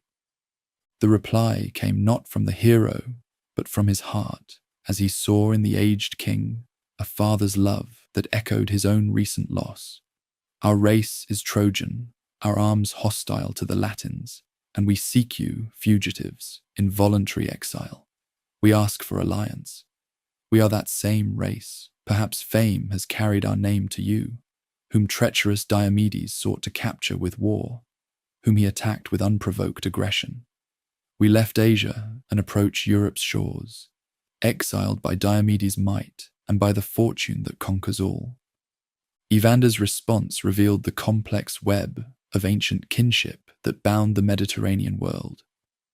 O bravest of the Trojan race, how gladly I recognize you and recall the voice and face and weapons of great Anchises, for I remember how Priam came to visit his sister Hesiane's kingdom and to see Salamis, and then passed through our cold Arcadia.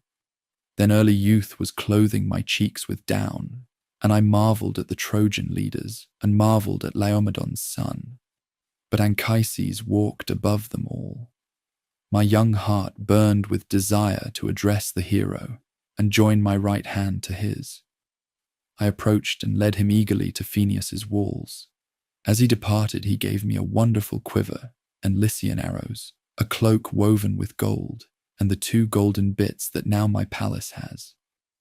So kinship and honor joined hands across the years, and the alliance was sealed before the altar where Hercules had received his due. That evening, as wine flowed and stories were shared, Evander told the tale of Cacus, the fire-breathing son of Vulcan who had terrorized the region until Hercules came and strangled him in his cave, leaving the land free for peaceful settlement. But it was the next morning that brought the greatest revelation. Leading his guest to the summit of the Tarpeian rock, where shepherds' huts now stood scattered among oak groves, Evander spoke words that sent shivers through the hero's soul. This grove, this hill with its leafy crown, some god inhabits. Which god, we are uncertain. My Arcadians believe they have often seen Jove himself here, when he shook the dark aegis in his right hand and gathered storm clouds. Moreover, you see these 2 towns with walls thrown down. These are monuments and relics of ancient men. Father Janus founded this fort, Saturn that one. The name of this was Janiculum of that Saturnia. Here was the future site of Rome, where his descendants would build the eternal city that would rule the world. The hills that seemed so peaceful now would one day echo with the tramp of legions, the roar of crowds in the Circus Maximus, the debates of senators in the Curia. What seemed like rustic simplicity was destiny preparing its stage.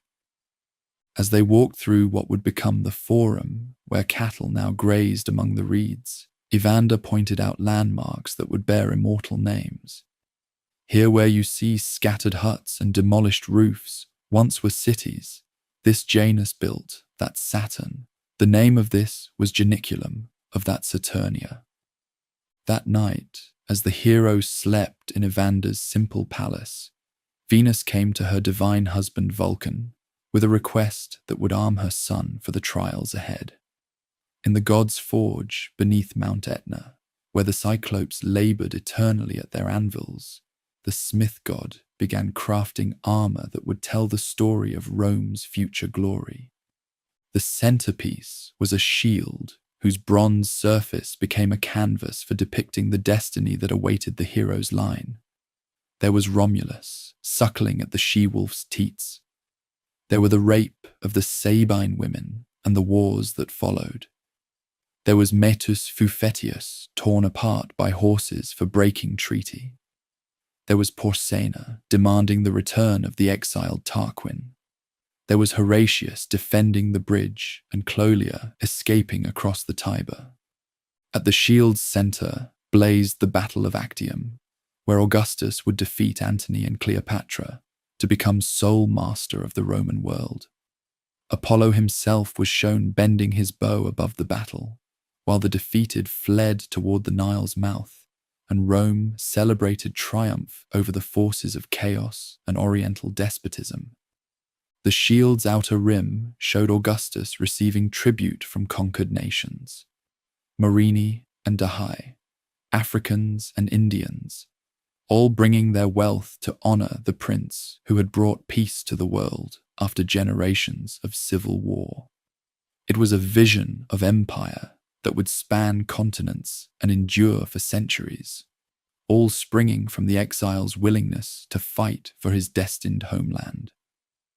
When Aurora's rosy fingers lit the sky, Evander led his guest to the place where divine armor waited, wrought by immortal hands and blazing with prophetic scenes.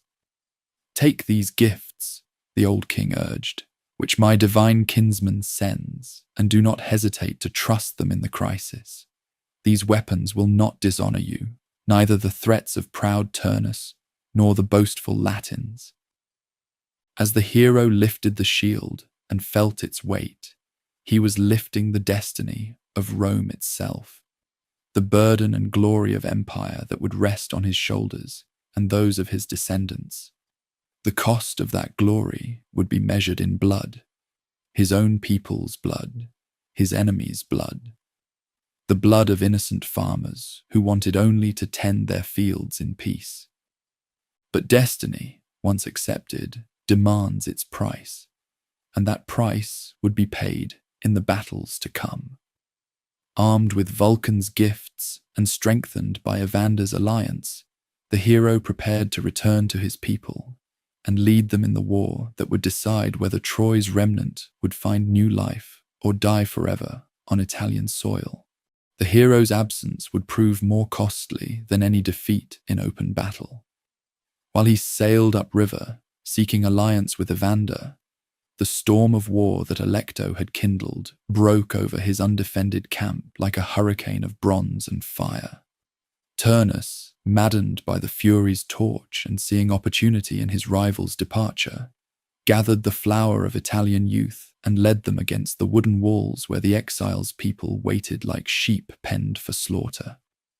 From every corner of Latium they came, Mezentius, the Etruscan tyrant with his devoted son Lausus, Messapus, son of Neptune, terrible on his war horse, Camilla, the Volscian maiden whose feet could run across wheat fields without bending a stalk, across wave tops without wetting her soles. They brought with them the ancient fury of the earth itself, the rage of people who would not be displaced by foreign dreams. The camp that had sheltered the wanderers through 7 years of exile now became a fortress under siege. The hero had left strict orders before departing.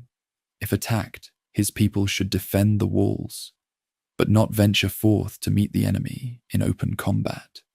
Better to trust in timber and earth than risk everything on the uncertain chances of battle. The walls would hold until his return, with Evander's warriors and the divine armor that Vulcan was forging in his mountain smithy. But young hearts burn with different fire than wisdom counsels. Among the defenders stood Nisus and Euryalus, whose names would echo through the centuries as symbols of perfect friendship and heroic folly.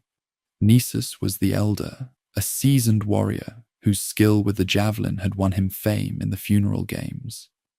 Euryalus bloomed with the beauty of youth, just touching manhood. his cheeks still smooth, his courage untested but burning bright as any veteran's. Love bound these two beyond the bonds of mere comradeship, love pure and fierce as fire, ready to sacrifice everything for the beloved's sake. When they saw their people trapped behind walls like cattle awaiting slaughter, when they heard the enemy's boasts and saw the watchfires burning on the plain, their hearts could not endure the shame of passive waiting. Euryalus, Nisus whispered as they stood guard in the night. Do the gods put this fire in our minds, or does each man's mad desire become his god? Long has my heart yearned to rouse up battle or some great deed, and is not content with quiet peace. You see what confidence fills the Rutulians. Their lights are scattered. Relaxed in sleep and wine, they lie quiet. Silence holds all the wide place.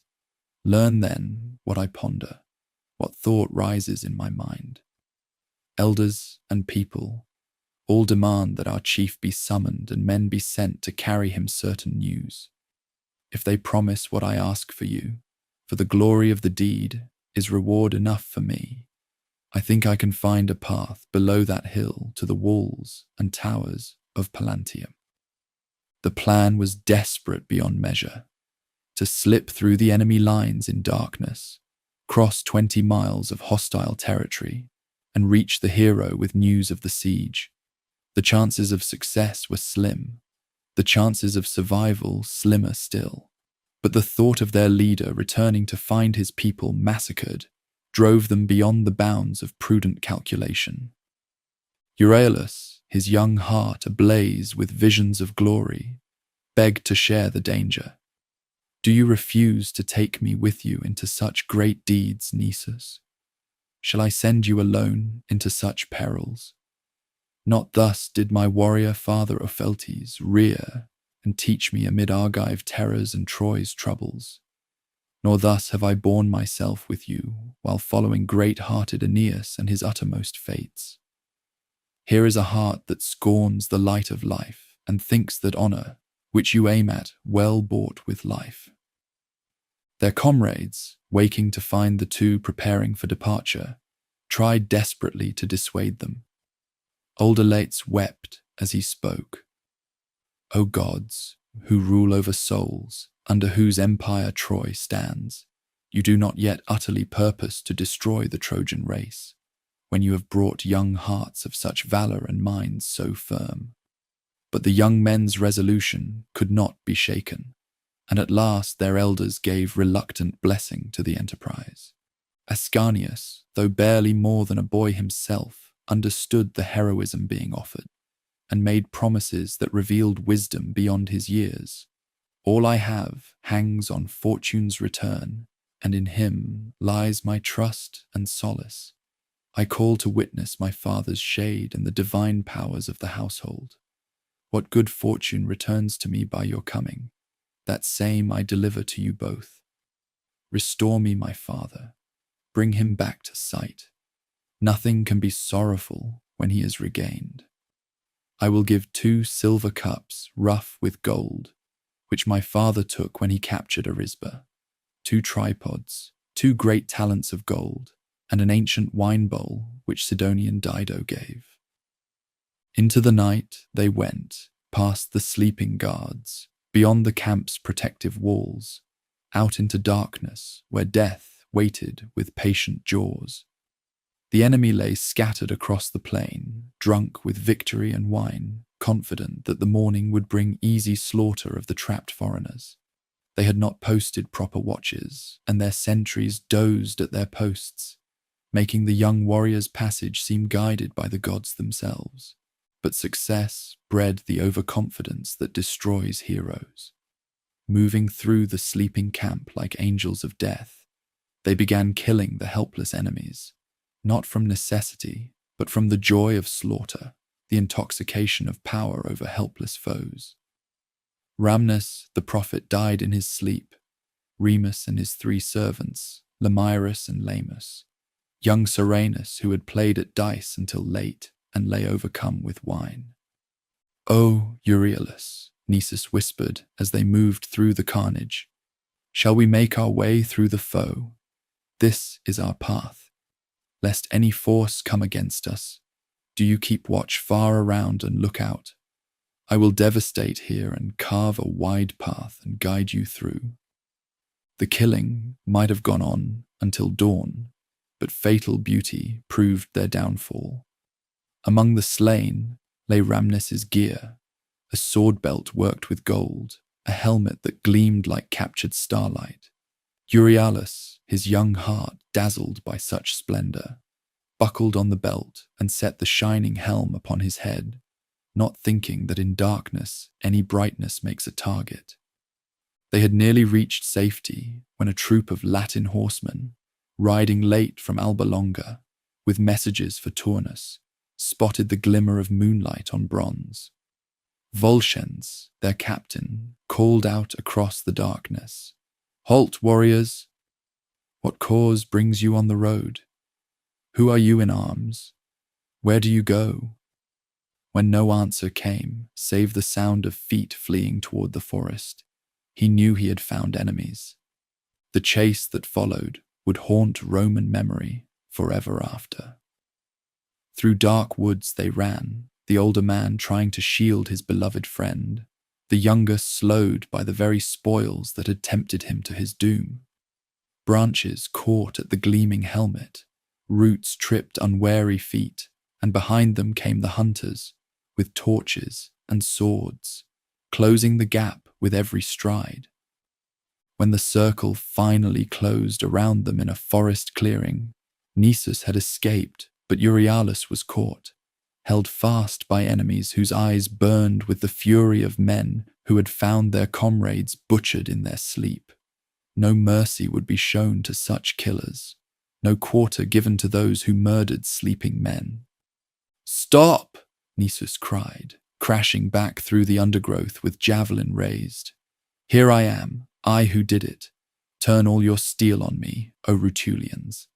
The wrong is all mine. He dared nothing, could do nothing. I call this sky to witness, and the stars that know all things. He only loved his unhappy friend too well." But words could not turn aside the blade that Volscens drove between Euryalus' ribs, the steel that drank the lifeblood of youth and beauty. With a cry that seemed to tear the night in half, Nisus hurled his javelin with such force that it pierced Volscens from back to breast, then fell upon his friend's body as the other Latins rushed in with swords. So died the most beautiful friendship that ever graced the earth, cut short by the iron necessity of war, destroyed by the very courage that made it glorious. Their heads, mounted on spears, were carried back to taunt the besieged camp, and their mothers' wails rose to heaven like accusations against the gods who permit such waste of noble hearts. The sight of those beloved faces, transformed by death into horror, drove the defenders to such fury that they burst from their gates despite orders, desperate to avenge their comrades or die in the attempt. The battle that followed raged around the walls like a tide of bronze and fire, neither side able to gain decisive advantage until Turnus himself appeared, magnificent in his armor, terrible in his rage. Like a wolf among sheep, the Rutulian prince moved through the combat, his sword drinking blood with every stroke. He struck down Antiphates, bastard son of Sarpedon. He slew young Merops against his father's prayers. He cut down Erymas and Aphidnus and Bitias, huge warriors whose strength had been their pride, until Turnus proved that skill matters more than size. But it was the ship burning that truly showed the enemy's desperation and divine protection's power. Turnus, seeing the wooden vessels drawn up on the beach like sleeping beasts, seized a torch and called upon his men to complete their victory by destroying the means of escape. Let the foreigners learn that there would be no retreat from this shore, no flight across the waters to try their luck elsewhere. As the first flames licked at seasoned timber, a miracle stayed their destructive work. These ships had been built from trees sacred to Cybele, the Great Mother, cut from her holy groves on Mount Ida, with the goddess's reluctant permission. Now, seeing her sacred wood threatened with destruction, she called upon Jupiter to honor his ancient promise. "Grant me this, dear son," the mother of the gods pleaded, "which your love denies not. Let me not be allowed to see my fleet conquered by any war, swept away by flames. Let the fortunate time aid them, since they carried the sacred things of Troy."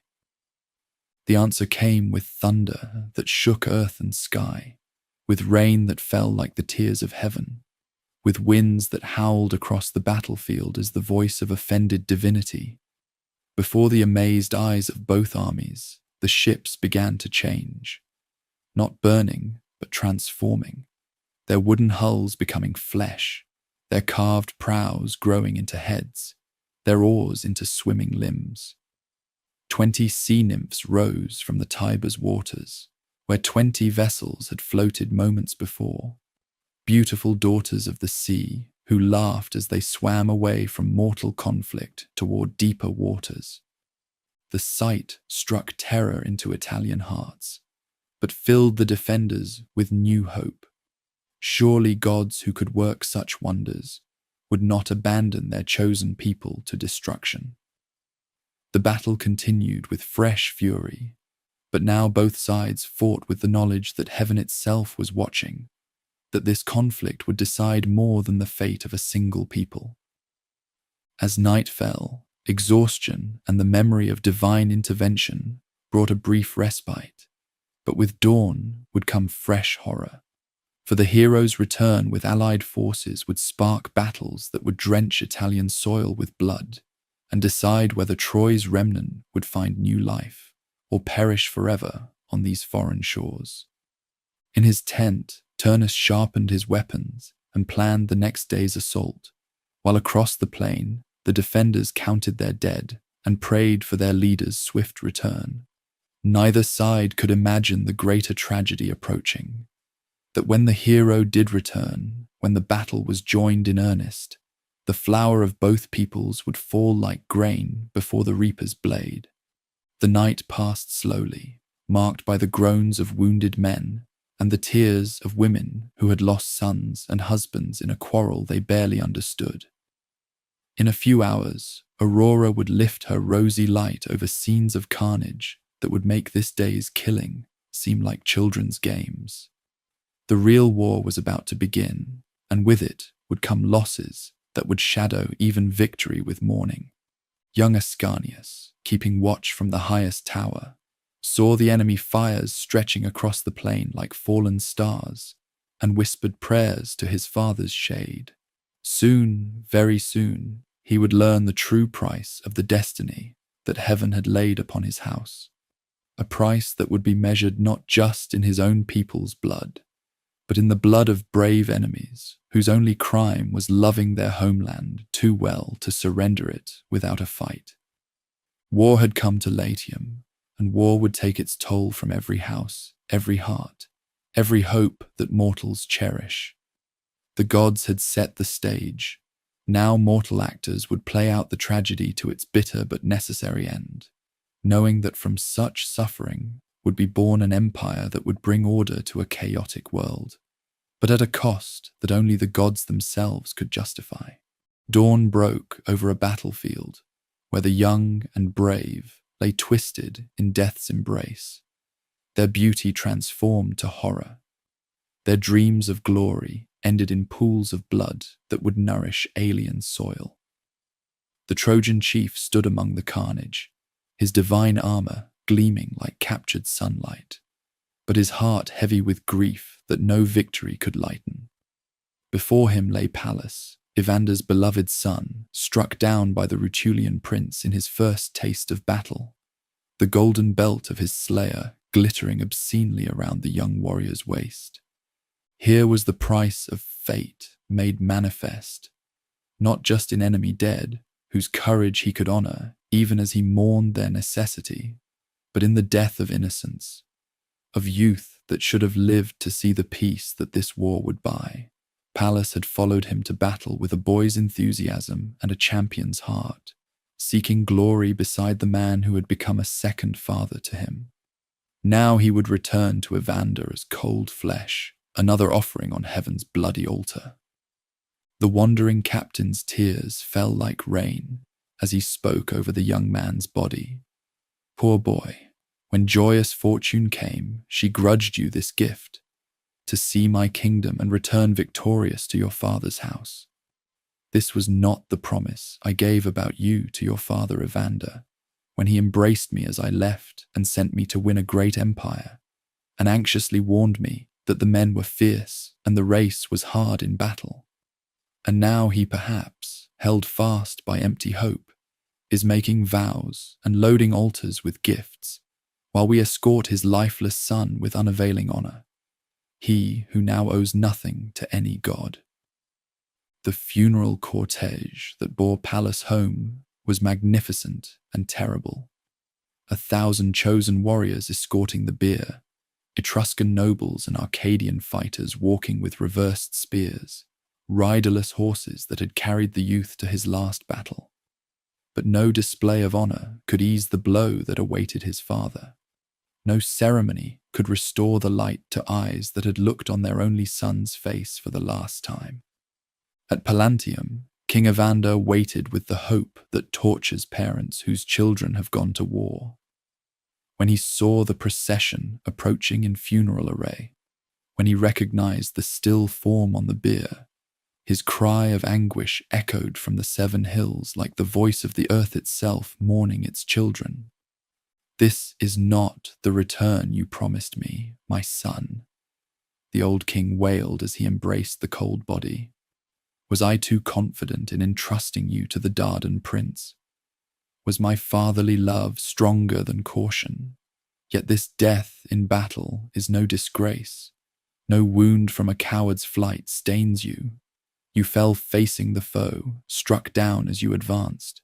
I would not wish you to live unmanned, nor should you have sought safety through shame. The sight of such grief, of love transformed to unbearable loss, hardened something in the scion of Venus's heart that had been wavering. Mercy was a luxury that war could not afford. Honor to brave enemies was noble sentiment that the dead could not appreciate. When next he met the enemy champion, when he saw that golden belt that had been torn from Pallas's dying body, there would be no room for clemency, no space for the gentleness that peacetime allowed. But the war's momentum carried all before it like a river in flood. Attempts at negotiation, at finding some middle ground between foreign settlement and native resistance, founded on the simple fact that neither side could trust the other's promises. King Latinus, weary beyond measure of the bloodshed, proposed single combat between the champions to decide the issue without further slaughter of innocent men. Too long have we fought this war at our common cost, the old king declared to his assembled nobles. If we must decide our fate by war, and I see no other course that the Rutulian will accept, let the combat be between 2 men alone, not thousands. Let the enemy champions meet in single fight, and let the winner take both kingdom and bride. The rest of us have shed enough blood for decisions that rulers should make. The proposal might have found acceptance if divine intervention had not shattered the fragile hope of limiting the carnage. Juno, seeing her champion's cause wavering, sent her sister Juturna to stir the Rutulians to fresh violence. Disguised as the warrior Camas, the river goddess moved among the troops, whispering doubts about their leader's wisdom in accepting single combat with a warrior who bore divine armor and enjoyed heaven's protection. Are you not ashamed, she challenged them, to offer one life for all these thousands? Are we unequal in number and strength? Here are all the exiles and Arcadians. Here are Etruscans, hostile to our prince. Scarcely will half of them have opponents if we all fight. He will rise in fame to the gods whose altars he devotes himself upon, and he will live on the lips of men. But we, robbed of our native land, will obey proud masters, we who now sit idly on the field. The inflammatory words found eager ears among warriors who had seen their comrades die and wanted revenge, not some bloodless resolution that might cheat them of vengeance. When an omen appeared, an eagle seizing a swan, but then being mobbed by smaller birds until it dropped its prey, the augur Tolumnius interpreted it as a sign that the many could overcome the mighty through united effort. The first spear that shattered the truce came from Tolumnius himself, striking down 9 brothers who had stood together among the Arcadian ranks. The sight of their blood rekindled all the fury that diplomacy had barely contained, and once more the armies rushed together in that deadly embrace where bronze finds flesh, and young men learn the final lesson that war teaches. But this renewed fighting brought fresh horror with the death of Camilla, the warrior maiden who had ridden to battle like Diana herself, beautiful and terrible in her virgin wrath. She had led the Volscian cavalry with skill that made veterans marvel, her javelin never missing its mark, her horse responding to her will as if they shared a single mind. The poet's voice grows tender as he tells of her last fight, how she pursued Claudius, an exile priest whose armor gleamed with gold and purple, thinking to dedicate his spoils in Diana's temple. But as she pressed her pursuit, focusing on the prize rather than the danger, Aruns the hunter found his chance and drove his spear between her ribs. As life flowed out with her blood, Camilla spoke her final words to her dearest companion. Thus far, Acca, my sister, I could do. Now the bitter wound conquers me, and all around me grows dark with shadows. Escape and carry to our leader my last commands. Let him take up the fight and keep the foreigners from the city. And now, farewell. Diana's grief for her beloved huntress shook the very heavens, and the goddess sent Opis, swiftest of her nymphs, to exact vengeance on the slayer. Aruns, thinking himself safe in distant concealment, felt the arrow pierce his heart and died alone among the mountains, his triumph lasting only moments longer than his victim's agony. With Camilla's death, the last hope of Italian victory in open field died too. The Rutulian commander, receiving word that his cavalry was broken and the enemy approaching the city walls, felt the weight of doom closing around him like the coils of fate itself. No more could he delay the single combat that both honor and necessity demanded.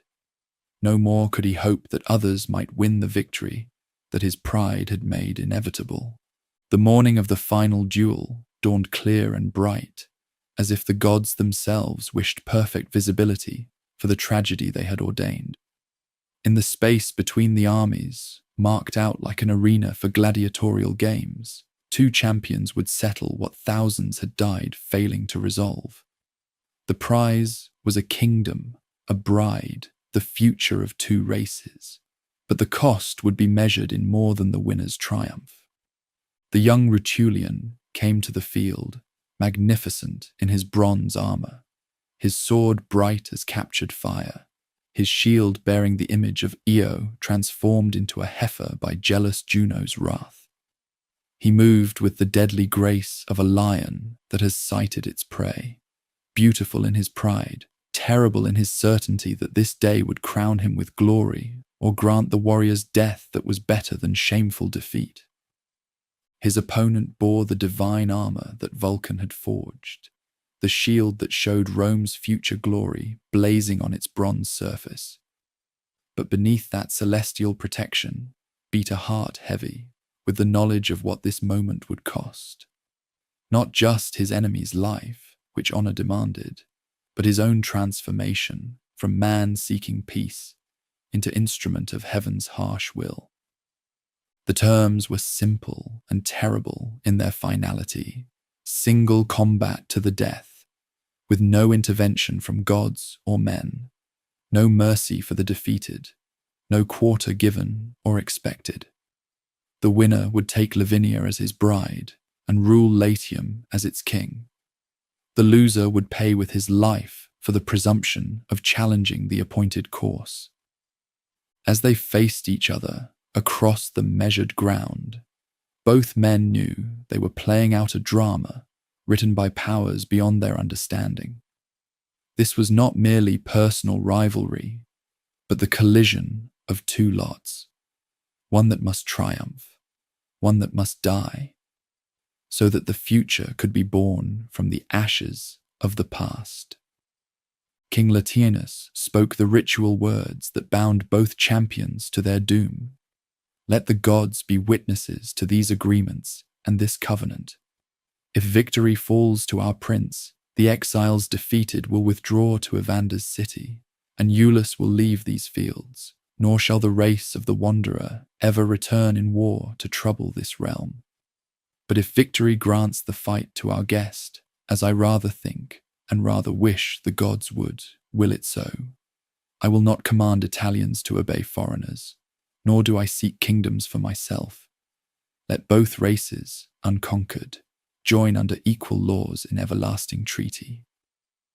The combat began with the ritual exchange of spears, both warriors testing each other's guard, measuring the distance and timing that would determine life or death. They circled like wolves seeking advantage, their shields catching the morning sun, their breathing harsh in the sudden silence that had fallen over both armies. Then the Rutulian struck first, his spear driving toward his opponent's breast, with all the fury of a man fighting for everything he held dear. But the divine armor turned aside the bronze point, and the weapon shattered against celestial protection, like mortal hope against heaven's design. The Trojan captain's return cast was true, his spear driven with the strength of one who fought not for personal glory, but for the lot of unborn generations. The point found its mark in his enemy's thigh, sending the Rutulian champion to his knees, as blood flowed bright across the grass.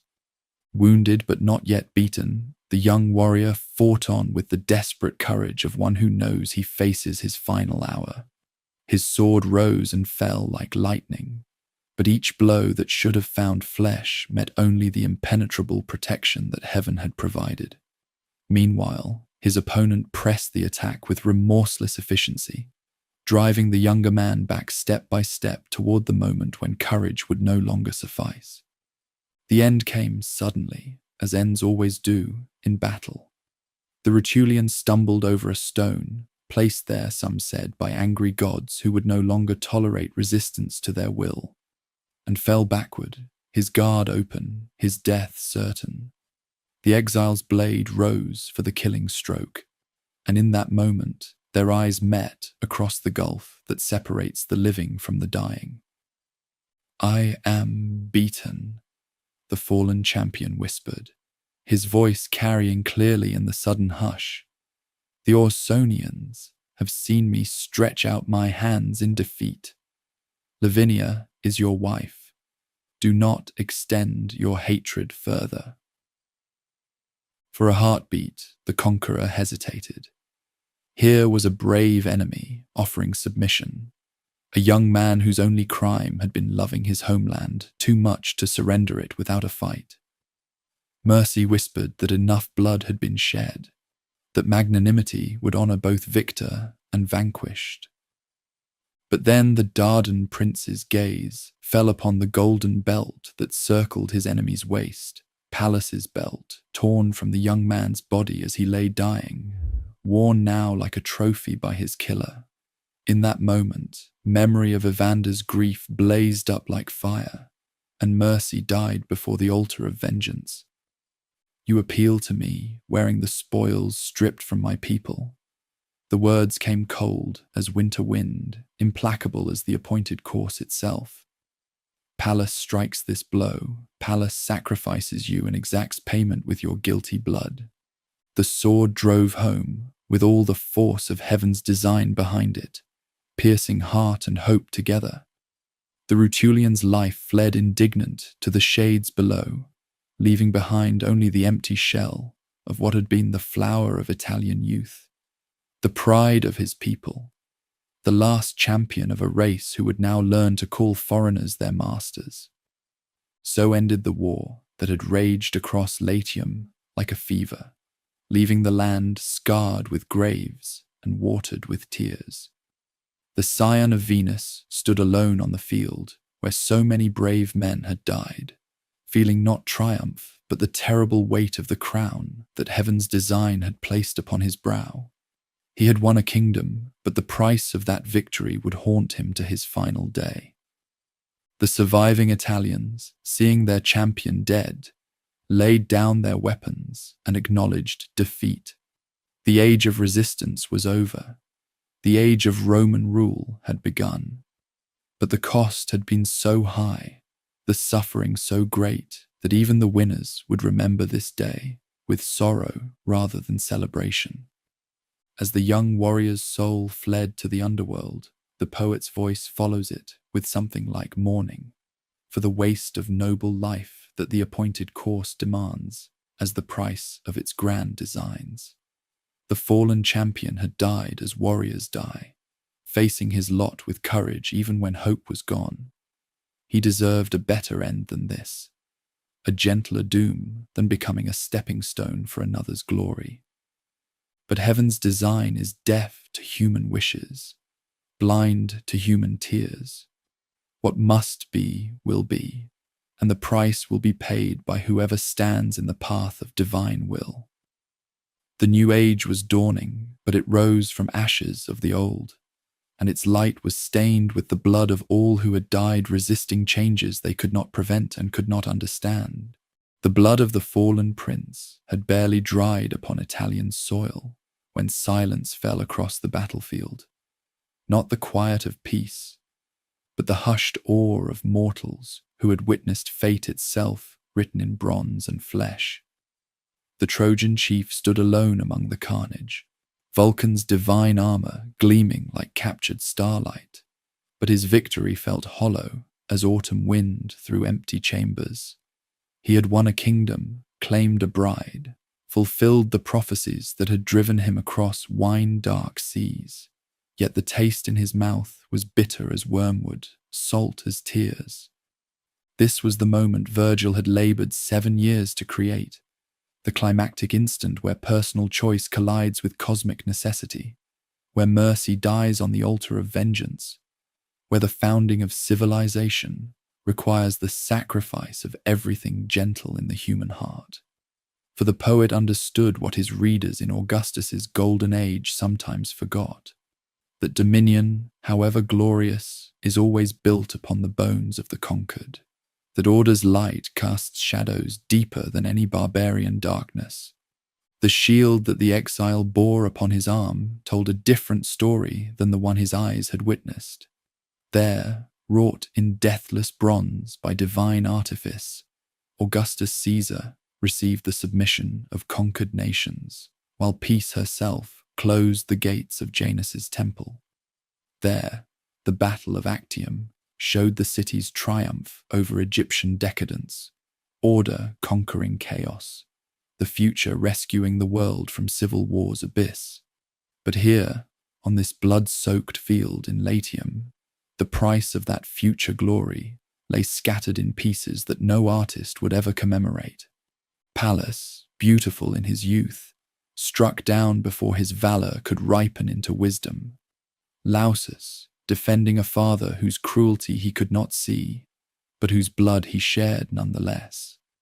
Camilla, swift as wind across wave-tops, brought low by the very glory she pursued. Nisus and Euryalus, whose love had been pure as spring water until war corrupted it into mutual destruction. And now the Rutulian champion himself, magnificent in his pride, terrible in his courage, dead because he loved his homeland more than life itself. These were the offerings that heaven's plan demanded for the city's birth, not the blood of cowards or villains, but the heart's blood of heroes, the life force of the young and brave and beautiful. Dominion could only be purchased with such coin, and the purchasing was a wound that would never heal, a necessary evil that remained evil despite its necessity. The poet's voice carries the weight of this knowledge as he traces the arc of his wandering hero's journey from the ashes of Troy to the throne of Latium. What began as a tale of survival, refugees fleeing their burning city with household gods clutched in trembling hands, had transformed into something far more complex, a meditation on the cost of greatness, the price of civilization, the tragic necessity of choosing duty over desire, justice over mercy, the claims of the future over the bonds of the present. For Virgil, writing in an age when Augustus had brought peace to a world exhausted by generations of civil war, understood both the glory and the burden of what the eternal city had become. The commonwealth that stretched from Britain's misty shores to Egypt's burning sands, that had built roads and aqueducts and forums in lands where wolves once howled, that had given law and language and literature to barbarian tribes. This marvel of human organization had not sprung from nothing. It grew from seeds planted in Trojan soil, watered with Italian blood, tended by hands that had learned to choose necessity over inclination. The shield's imagery revealed the pattern that connected past to present, legend to history, the exile's personal suffering to the Commonwealth's public glory. There was Romulus, suckling at the she-wolf's teats, founder born from the marriage of civilization and wildness, learning strength from the very forces he would later subdue.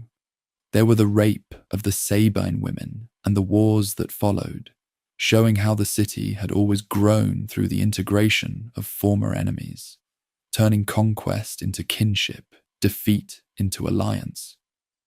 There was Horatius defending the bridge while his home burned behind him, demonstrating that individual courage could preserve collective identity when survival seemed impossible. There was Cloelia escaping across the Tiber, proving that the city's women possessed the same virtue as its men, that the Commonwealth's strength flowed from both genders sharing its burdens and its glory. But the shield's center blazed with contemporary triumph. Augustus himself at Actium, receiving divine favor as he restored order to a world that had forgotten the meaning of peace. Apollo bent his golden bow above the battle, while eastern forces fled toward the Nile's mouth, their defeat marking the end of an era when citizens killed citizens in pursuit of personal ambition. The victor stood resplendent in his glory, but his triumph was also a burden, the weight of ruling justly, of maintaining the peace that had cost so much to achieve.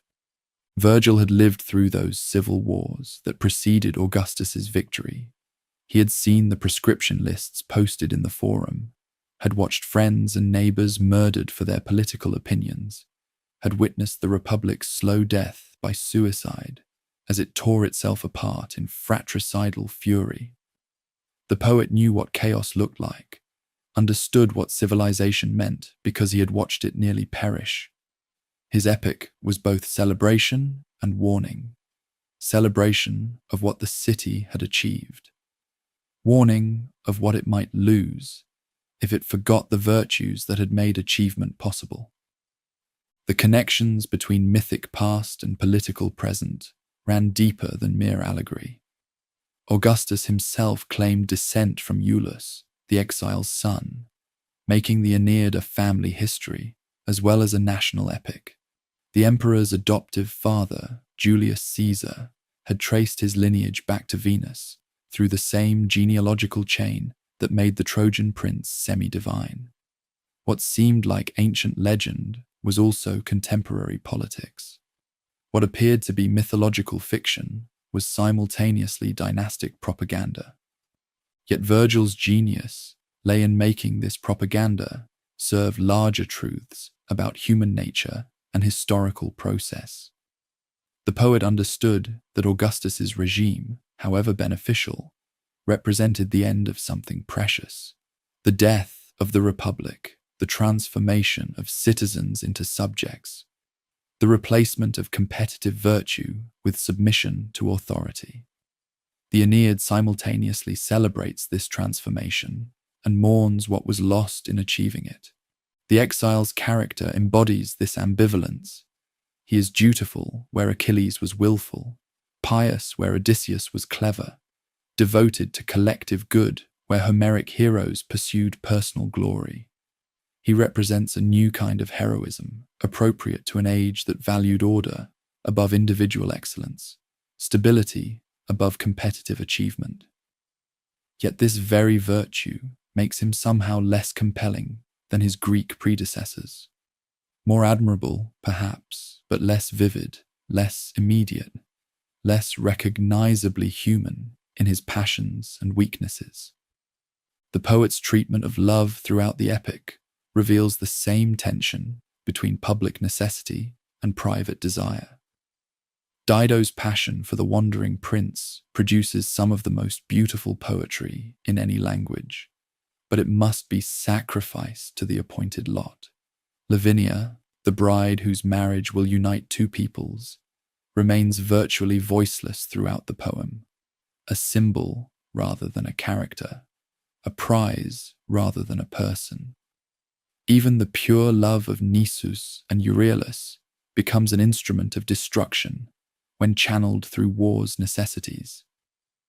This subordination of personal feeling to political purpose reflects the Augustan age's ambivalent relationship with emotion itself. The emperor's regime promised order, prosperity, and peace in exchange for the passionate engagement that had characterized republican politics. Citizens were asked to trade the dangerous freedom to make bad choices for the security of having good choices made for them. The Aeneid both justifies this bargain and reveals its psychological costs. Virgil's literary technique mirrors his thematic concerns, where Homer's heroes speak in their own voices, revealing character through direct expression. The Aeneid's figures often seem to speak with the poet's voice, their individual personalities subsumed into the larger patterns of historical inevitability. This creates a different kind of poetry, more meditative, more melancholy, more conscious of the gap between human aspiration and cosmic design. The poet's relationship with his Homeric models shows the same complex mixture of homage and transformation. The Aeneid's first half deliberately echoes the Odyssey's wandering narrative, while its second half reworks the Iliad's martial themes. But Virgil transforms his sources in ways that reflect changed historical circumstances and evolved literary sensibilities. His war scenes emphasize suffering more than glory. His wandering episodes stress duty more than adventure.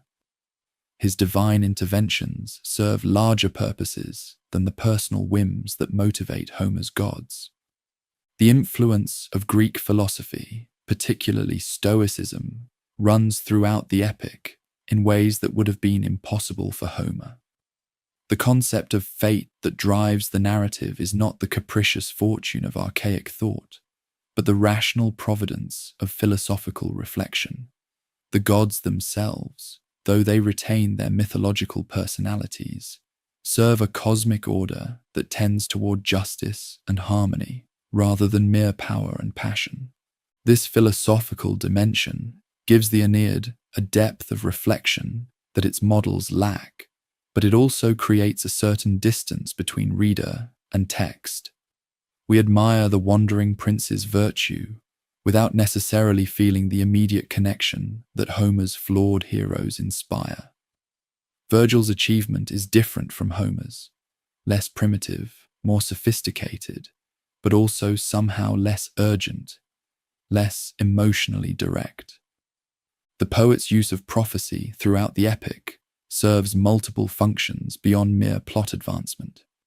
When Anchises reveals the future souls of the city in the underworld, when the shield displays scenes of coming history, when various oracles and omens point toward the allotted end, Virgil is not simply showing off his knowledge of subsequent events. He is demonstrating how individual actions connect to larger patterns, how personal choices serve purposes beyond their immediate intentions. This prophetic structure also allows the poet to address his contemporary audience directly, while maintaining the fiction of ancient narrative.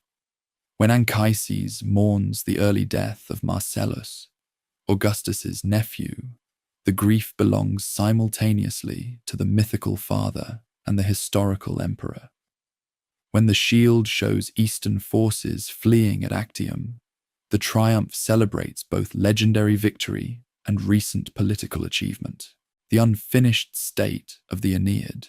Virgil died before completing his final revisions and allegedly wished the manuscript destroyed, adds another layer of meaning to the epic's themes. Just as the hegemony was still expanding at the time of composition, just as Augustus's reign represented a beginning rather than an end. So the poem itself remains open to interpretation, incomplete in ways that mirror the historical process it describes.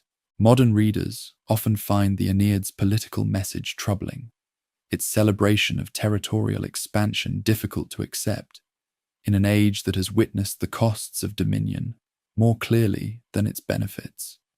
Yet Virgil's genius lies precisely in his ability to show both sides of the equation, the glory and the grief, the triumph and the tragedy, the necessity and the loss. He creates a poem that can be read as propaganda or as protest, as celebration or as elegy. The epic's influence on subsequent literature has been enormous, shaping everything from Dante's Divine Comedy to Milton's Paradise Lost. But its historical influence may be even greater. For over a millennium, educated Europeans learned their Latin from Virgil's verses, absorbed their ideas about duty and fate from his example, understood their relationship to political authority through his meditations on governance and individual obligation. The Aeneid became the text that explained the eternal city to itself and to its successors. It provided a foundational myth that made territorial expansion seem not merely advantageous, but morally necessary, not simply profitable, but divinely ordained. The poem's vision of order emerging from chaos, of civilization conquering barbarism, of universal peace achieved through central dominion, shaped Western political thought for centuries. Yet Virgil's own ambivalence about these themes ensures that the epic remains more complex than mere propaganda. The poet who celebrated Augustus's peace was also the man who wrote the eclogue's pastoral vision of withdrawal from political engagement. The author who glorified the appointed lot was also the artist who created Dido's passion and mourned Turnus's death. The Aeneid contains its own critique, carries its own shadow, admits its own costs, even as it proclaims its necessity. In the end, the wandering prince stands as a figure both heroic and tragic, admirable and pitiable, successful and diminished.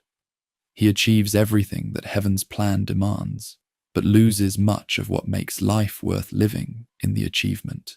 His victory is real, but not complete. His triumph shadowed by the knowledge of what had to be sacrificed to make it possible. This is Virgil's gift to world literature, a hero who embodies the complex relationship between personal desire and public duty, between individual fulfillment and collective necessity, between human aspiration and historical process. The Trojan exile becomes a mirror in which we can see our own struggles to balance competing claims, our own attempts to serve larger purposes while remaining true to private convictions. The epic ends not with celebration, but with exhaustion, not with triumph, but with tragedy, not with the beginning of peace, but with the end of war. The future that the shield promises will indeed come to pass, but it will be built upon the graves of the noble dead, and those who inherit it will need to remember the price that was paid for their prosperity. That remembrance is Virgil's final gift, The knowledge that dominion, however necessary, is always a burden, and that those who bear it must do so with humility, justice, and constant awareness of its human cost.